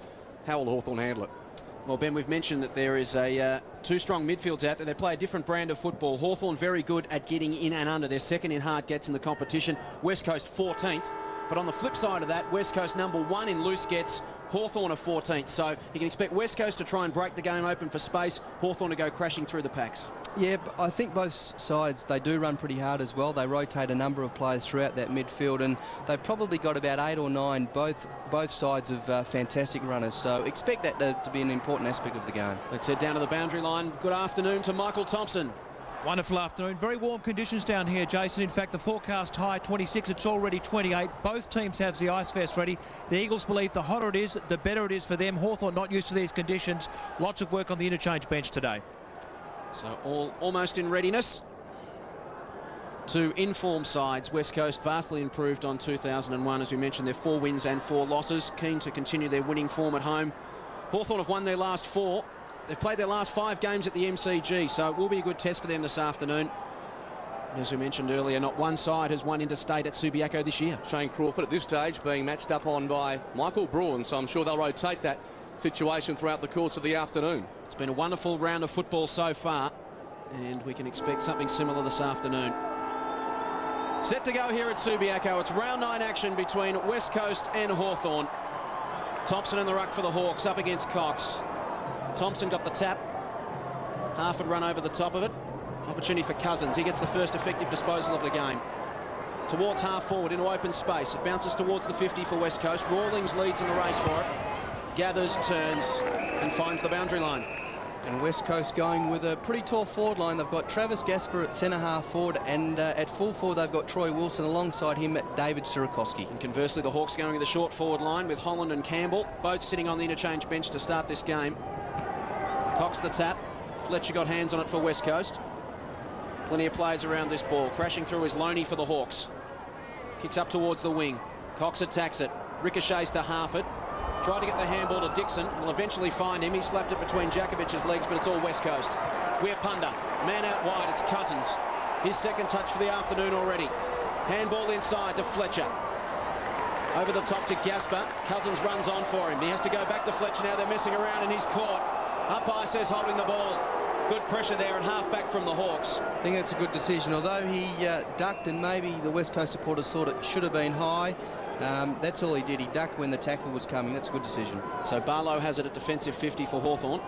Spent a fair time up forward this season, Chris Barlow. Just uncertain of his options at the moment. Players all milling towards his member side. The crowd give him the hurry up. Barlow kicks long, looking for Thompson. Got Cox to beat. Cox with a timely fist. Where Punter against Crawford will be a fantastic battle. Where Punter just burns him off. Inside the boundary line, a sweeping handball to Jakovic. On the overlap now to Braun. He goes with another handball to Williams. And the West Coast run it forward. Williams to 65 metres out. Open goal square. He's going to bounce it. It's bouncing back towards the line. But Graham's there to clear for the Hawks. He does just that and kicks it out wide, looking for Rees. Pitches just in front of him. And he's forced to take it over for a boundary throw-in. Interesting matchup. Glenn Jakovic has Simon Cox opposed to him at the minute, and I think Cox is actually, it'll be a negative role, so, you know, a tagging job for Jakovic, and Jakovic is in the back line. Still no score at Subiaco Oval. We've gone 2 minutes. Sirakoski was nudged by Graham. Umpire lets it go. Comes to Crawford. His kick was affected. Goes across the face of centre half back. Half with the first back onto it. Needs support. Brilliantly tackled by Cox. How will the umpire read this? And Dean Cox wins the free kick. Terrific chase by Cox, who of course will have to carry the burden this afternoon, with Michael Gardner a late withdrawal. Weapunda, hard up against the boundary line. The lead comes from Wilson. And Troy Wilson, an important early mark. 45 metres out at tight angle. And a real confidence booster, Ben, if he can slot this through. Well, absolutely. I just looked at Jonathan Hay's starting position, and Wilson gets in front. He only has to be in front by half a metre. Jonathan Hay just hasn't got the strength to knock the ball out of his hands. I would be starting maybe 2 or 3 metres in front of Troy Wilson. Hay may be backing himself early to go with him on the lead, but he's very, very quick, Wilson. Kicked 3 goals last week in a losing effort against Richmond. Has 25 for the season so far. Wilson in the shade of the 2-tier stand. Kick on its way. West Coast Eagles have got the first goal of the afternoon. It's a beautiful finish, isn't it? I reckon his goal-kicking action has just relaxed over the last 6 or 7 weeks. In that, I don't see that being a negative. Just David Wirapunda getting in the action. He's already had the 3 disposals and given to that to Troy Wilson in open space. But he just seems more relaxed when he's having his set shots, and as a consequence, I reckon his percentage has increased dramatically. Great confidence booster for Troy Wilson. West Coast with the opening goal. Just shows how quick Wilson is, because Hay is one of the quicker full-backs in the competition. Thompson, double-handed fist. Here's Wirapunda. Looks switched on early. Thought about the kick, then gave the handball off to Cousins for his 3rd possession. Goes inside 50, clears the contest. Hawthorn with numbers at the back. Here's Cox. It's Adrian Cox. Handball to Rawlings. Now to McCabe. Sweeping handball over the top to Vandenberg. Phil Matera takes him to the line. We'll have a throw in, but a bright opening here at Subiaco. Hawthorn playing a very open forward line at the moment. John Barker, 1 out. As we look at the West Coast interchange bench there. Young Chris Judd. Cox up against Thompson. There's Adrian Cox for Hawthorn. Into the centre square. Barlow attacks it for the Hawks. Took possession. Jones wraps him up. Through comes Harford. Little look-away handball was intended for Barlow. It was taken by Fletcher. Chance here for West Coast through Hunter. And the ball goes inside 50 now. Out on the lead is Wilson. Unfavourable bounce. Hay kept his feet, was all important in that contest. Up against the boundary line. Not sure where to go. High, optimistic handball at best. Williams slaps it to ground level, and here's the hard-running Crawford. Explodes off half-back, but nothing much on offer. Looks for the boundary line, where Punter tries to keep it in, and he just finds it. That was great play by Troy Wilson when Hay had the ball. He didn't attack him. He forced Hay to just to handball it over his head, and it was 1-on-1 for West Coast further down the ground. Doing all the attacking at the moment, West Coast. 4 inside 50s to none yet for the Hawks. Here's Cousins at the back, looking ominously dangerous. Cousins taken in a tackle. Ball at ground level now. Players pile in. Crawford in there working hard. West Coast trying to keep this one alive. Wirapunda looked for Banfield. Plenty of players around that ball. Fletcher eventually got clean hands to Cox, to Matera. Out towards the wing. Here's Williams. He takes the mark in front of Adrian Cox. There's a man running for him. It's Braun. Loops a handball over the top now. Here comes Troy Wilson. Will he get there? He will. Couldn't hang on. Jonathan Hay now again kept his feet. He'll tidy up for the Hawks. He'll attack around the outer side through Mark Graham. Called to play on now by the umpire. Hasn't realised that. Has to loop a hand pass to Barlow. He's got Rees in short. Trying to buy some time here. Barlow deep in his defensive 50. Kicks it wide looking for Cox. Hits him on the chest. That's Simon Cox. Just backward of centre wing. Over the top. The Hawks start to run. Vandenberg to half forward. The spoil came from McIntosh at the spill. Gathered by Dixon towards the pocket. Pachoni, too much carry, has it? No, got a hand on it. Crawford left it behind. Pachoni inside the 50, spins brilliantly, gets past Cousins. Lance Pachoni, 40 metres out. That is a wonderful finish. Well, he's just taken the game on there, Lance Pachoni. It was pretty good team play from West Coast. They're getting numbers back, and it's come into a forward line where three players have basically won out with their opponent. But just look at Pachoni. He's remained in the contest. 2 or 3 little efforts. Hum just over-committing there, threw a great dummy, and on his non-preferred, how's that for a finish? Beautiful goal from Lance Pachoni, and the Hawks level the ledger. Goal apiece at Subiaco. Cracking contest early. Just under 15 minutes remaining in the opening term. A goal against the run of play there for Hawthorn will boost their confidence, and certainly the confidence of Lance Pachoni. It was a wonderful finish. Cox against Thompson. Thompson the tap. It was a clever one down to Leckis. He gets the clearance for the Hawks inside 50. Harford had his jumper tucked.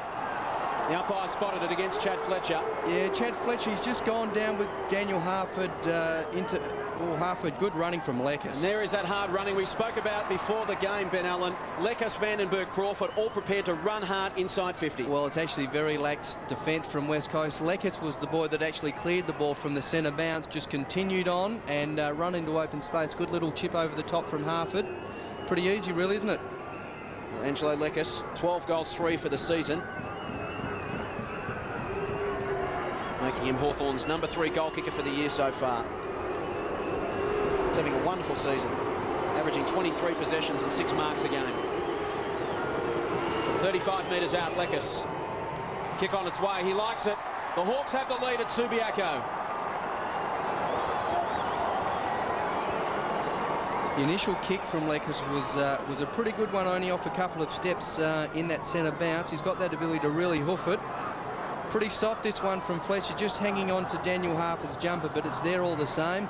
And I reckon Fletcher's out of his comfort zone there. He prefers to play in the midfield. Harford's taken him deep in defence. It was almost a pointless effort, wasn't it? Because it wasn't restricting Harford's movement at all. It was just, I guess, to maintain that body contact and try to stay close to him. Yeah, he doesn't look comfortable down there, does he? So the Hawks 2 goals, West Coast 1. Entertaining opening term from Subiaco Oval. Ball in the centre. It favours Cox, who had a fair run at it. Ricochets back inside the centre circle. Crawford on hands and knees, only as far as Banfield. Weirpunda had to sit and wait. As a result, he went to ground. Free kick, though. And David Weirpunda, who's been very busy so far this afternoon, coming up for his 6th disposal. He's got a man loose in Hunter. On centre wing, Adam Hunter inside the 50. Wilson the target. Hawks surrounding him. No mark taken. Free kick. Pushing the back. It'll go to Hawthorn. Over the football, and Rawlings will get up and take it for the Hawks. Jade Rawlings. Not a lot of movement upfield for the Hawks. They lead by 6 points. Wants to play on and does so now. Gets it across to McCabe from half-back. Tight against the boundary line. It was Barlow and Jones. The latter came over the top. A defensive spoil. We've got a throw in. And a crowd of just over 36,000 in this afternoon. I hasten to add that that margin of 80 points in round 8 last year won't be repeated either way this afternoon. The West Coast Eagles, a much improved side. From the restart, it comes to Weirpunda. He's nudged off the football well by Leckis. Gives it to Rees. Throws it on the boot. Inside 50. McIntosh couldn't complete the mark. Harford at the spill. Back to Loney. He chips it out wide. Crawford, if he can sit, he can go. The champ, left foot, 40 metres out. Brings it back beautifully. And Shane Crawford gets the 3rd of the afternoon for Hawthorn. Another goal on the non-preferred side, and that's, well, another classical example of hard running from Crawford. We've seen a couple of players drift down already from the midfield, but I just reckon Harford getting his hands on the footy really set that goal up. It came into a one-on-one, and it was just a deft little handball. I just think they need to put a true defender onto Daniel Harford. At the minute, they got a midfielder in Chad Fletcher. Hope you're enjoying this game live and uninterrupted around Australia on Fox Footy. This is looming as a fantastic contest. 3 goals to 1 in favour of the Hawks. And Shane Crawford, Michael Braun doing everything, giving it everything he had to try and keep up with him, but you just saw how hard Shane Crawford does run. Cox and Thompson. Cox got the secondary tap, got it forward for his side. Kerr, was he being restricted by Rees? Umpire calls play on. He's now gang tackled on the front edge of the centre square and will have a secondary bounce. So David Weir-Punder's been busy. 6 touches in the last 10 minutes. Fletcher has 4 for West Coast. For the Hawks, Barlow, Crawford and Harford 4 apiece. And a bounce. Cox goes again. There's Braun. Kerr tries to crash through. Rawlings has fair purchase on him. We'll have yet another bounce, about 55 metres out from the West Coast goal. Daniel Kerr picks himself up again. Exciting youngster, playing very good football again this season. His second year at senior level. Cox, a little deft backhander. Put it into the path of Williams. Couldn't quite gather it. Here's Philip Matera. Won the football. Handball over the top towards Jones. If it'll sit for him just inside the boundary line. Best he could do is to get it to Banfield, who's almost ejected from the arena. Umpire says nothing in it, throw it in. Interesting that Phil Matera is spending at the centre bounce. He's actually starting up on the wing and he'll be going in with the flight of the footy, but they've got the big, tall guys on the full forward line, West Coast at the minute. Cox with front position again, a beautiful tap into the path of Banfield, but a great tackle from Lekas affected the turnover. There's a great 1%er. Rees to McCabe, goes straight up the middle, but Chick was caught playing behind there. The mark taken by Colliker. Wants to switch play to the outer side. Braun just peeled off Crawford for a moment. Has to gather 2 to beat.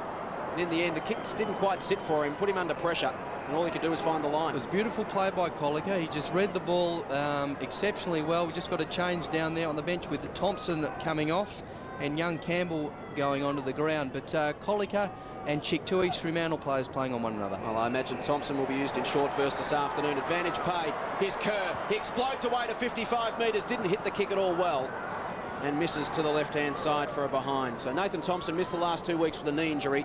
And in these warm conditions, I'd expect he and Campbell to rotate pretty regularly through the ruck. First blemish for the afternoon. West Coast to 1-1-7. Hawthorn 3 straight 18. We've gone 13, almost 14 minutes. Jonathan Hay weighs up his options. Kicks long. Rawlings will come from the back. Got hands to it at the spill. Gathered by Kerr. He's got Weir-Punter loose inside the 50. Terrific vision by Daniel Kerr. And David Weir-Punter can go back and shoot from about 45 metres.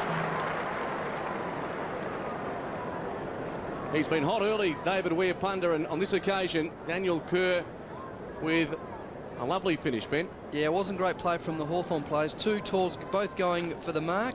It had to be out of bounds if they weren't going to win the footy then.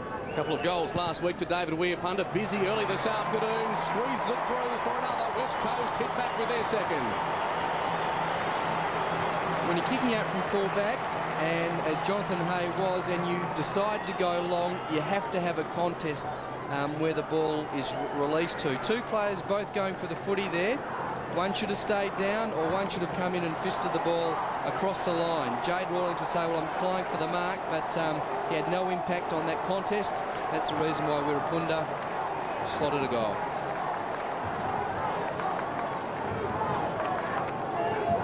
Exciting David Weir-Punter. 7 possessions and a goal already in this contest. Brings his side back within 5 points. 3 straight to 2-1. And a very entertaining opening here at Subiaco. Campbell got the tap down. Here's Weir-Punter again. He does look dangerous. Gets it out to Fletcher. West Coast get it forward. Williams on centre wing, outer side of the ground. Decides to run inside. Here's Fletcher. Ran in support for him. Spears it towards half forward and finds Cousins. 4th touch for the skipper. Too far out to score though. He'll kick this from about 65 metres out from goal. Troy Wilson offers a lead straight up the middle. That's the direction he goes. The kick's just a little bit too much on it. Campbell at the back to mop up. He's going to get run down by Jones. Just got his kick away. Affects the turnover, however. It comes to Weir-Punter. Little short kick won't be 15. Chance for the Hawks here. Weir-Punter went again. Great second effort. Lost his feet though. Here's Loney for the Hawks. Tries to wrap him up. We'll have a bounce on the outer side. Well, he had to go again, didn't he? It was good play in the end. He realised his mistake. He's kicked it to a 50-50 and looked like Hawthorn had the momentum to go forward.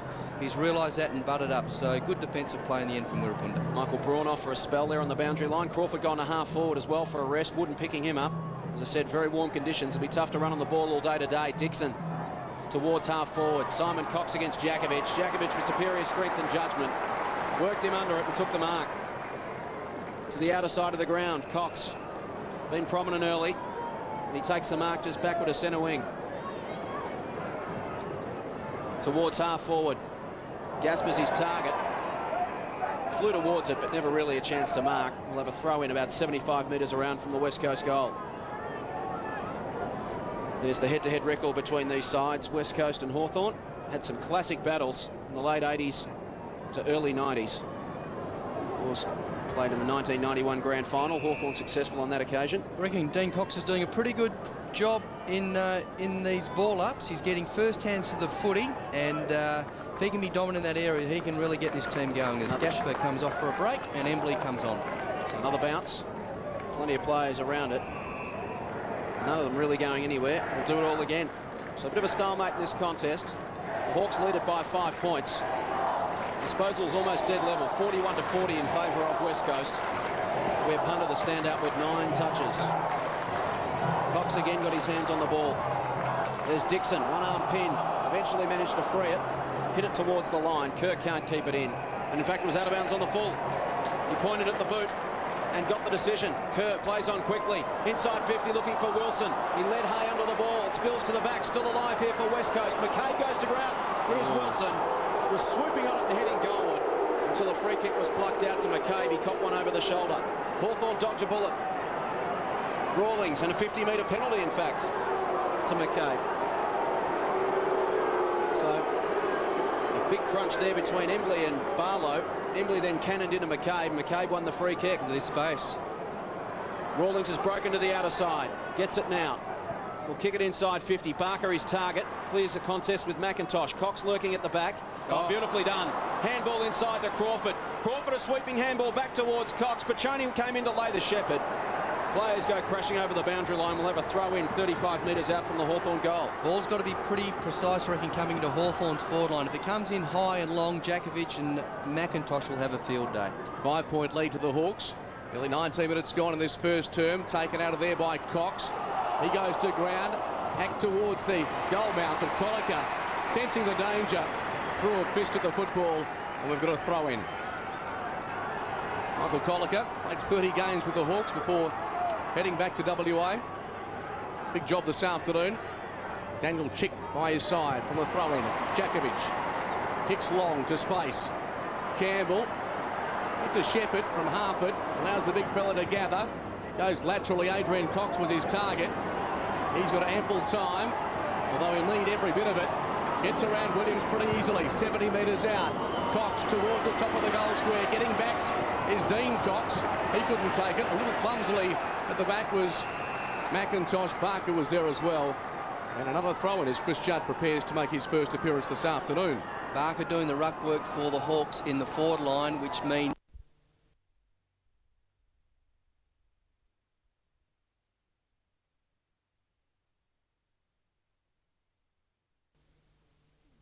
nearly all canned tuna in your supermarket contains yellowfin or the common skipjack, whereas Safcol can only northern bluefin, the most prized and delicious tasting tuna. It's light in colour and tight in texture. And Safcol use only fresh tuna, not frozen like these others. Now ask yourself, which one really is the best? It's a whole new loss. What hurt your back? Running away from good taste? Of the pop stars. Told you so, told you so. If that's all clear, let's start give a cheer. Will and Grace Sundays are here.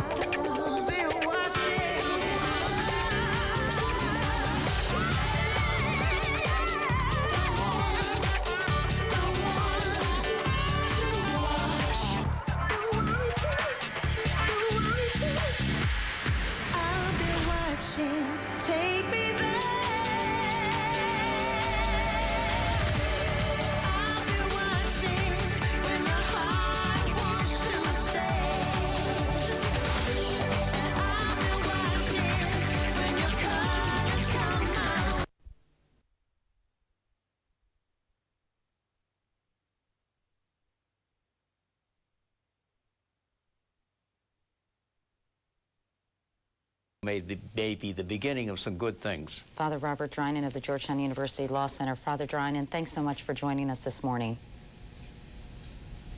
It is 7:12 now. Here's Matt. All right, Katie, thank you. Now to those two new al-Qaeda videotapes. As we've reported on Monday, Al Jazeera Television broadcast two short clips, one of Osama bin Laden and his top aide, and one showing one of the September 11th hijackers. But what do the tapes mean? Stephen Emerson is an expert on terrorism and a consultant to NBC News. Steve, good morning. Good to see you. Good morning. Before we talk about what they mean, what about the timing of the release? What do you make of it? This could be just a matter of somebody being able to get it into the hands of Qatari television or Al Jazeera. I don't think necessarily we can read too much. On the other hand, the confluence of that being released and the Mullah Omar letter calling for jihad means that somebody's trying to resurrect the notion the network is alive and we can do damage to the U.S. Or resurrect the notion that Osama bin Laden himself is still alive. Clearly, they want to indicate that. Donald Rumsfeld said on Monday that the tape provides no proof that Osama bin Laden is still alive. Do you agree with that? I agree, because the evidence shows the tape, one of the tapes with bin Laden's picture probably was made within weeks of the 9/11 attacks. Let's take a look at anything else on the videotape stand out. There are some who are saying that these two people, Osama bin Laden and his top aide, seem to be detached from their background, that it almost looks fake. As someone who's seen a lot of videotapes, what's your opinion? I looked at it last night again for 3 or 4 times, and it appears to me that it's a superimposed background, that in fact they're sitting in front of some type of Hollywood set, if you would, trying to disguise where they really are. It's interesting, there's a third person, which the camera doesn't focus on. You can only see part of his elbow. We may see a lot more of this when the tape is released on Thursday. Most of the interesting information actually comes from the other tape that was released. Well, before I get to the other tape, look at, if we can go back to this tape for a second, look at the face of Osama bin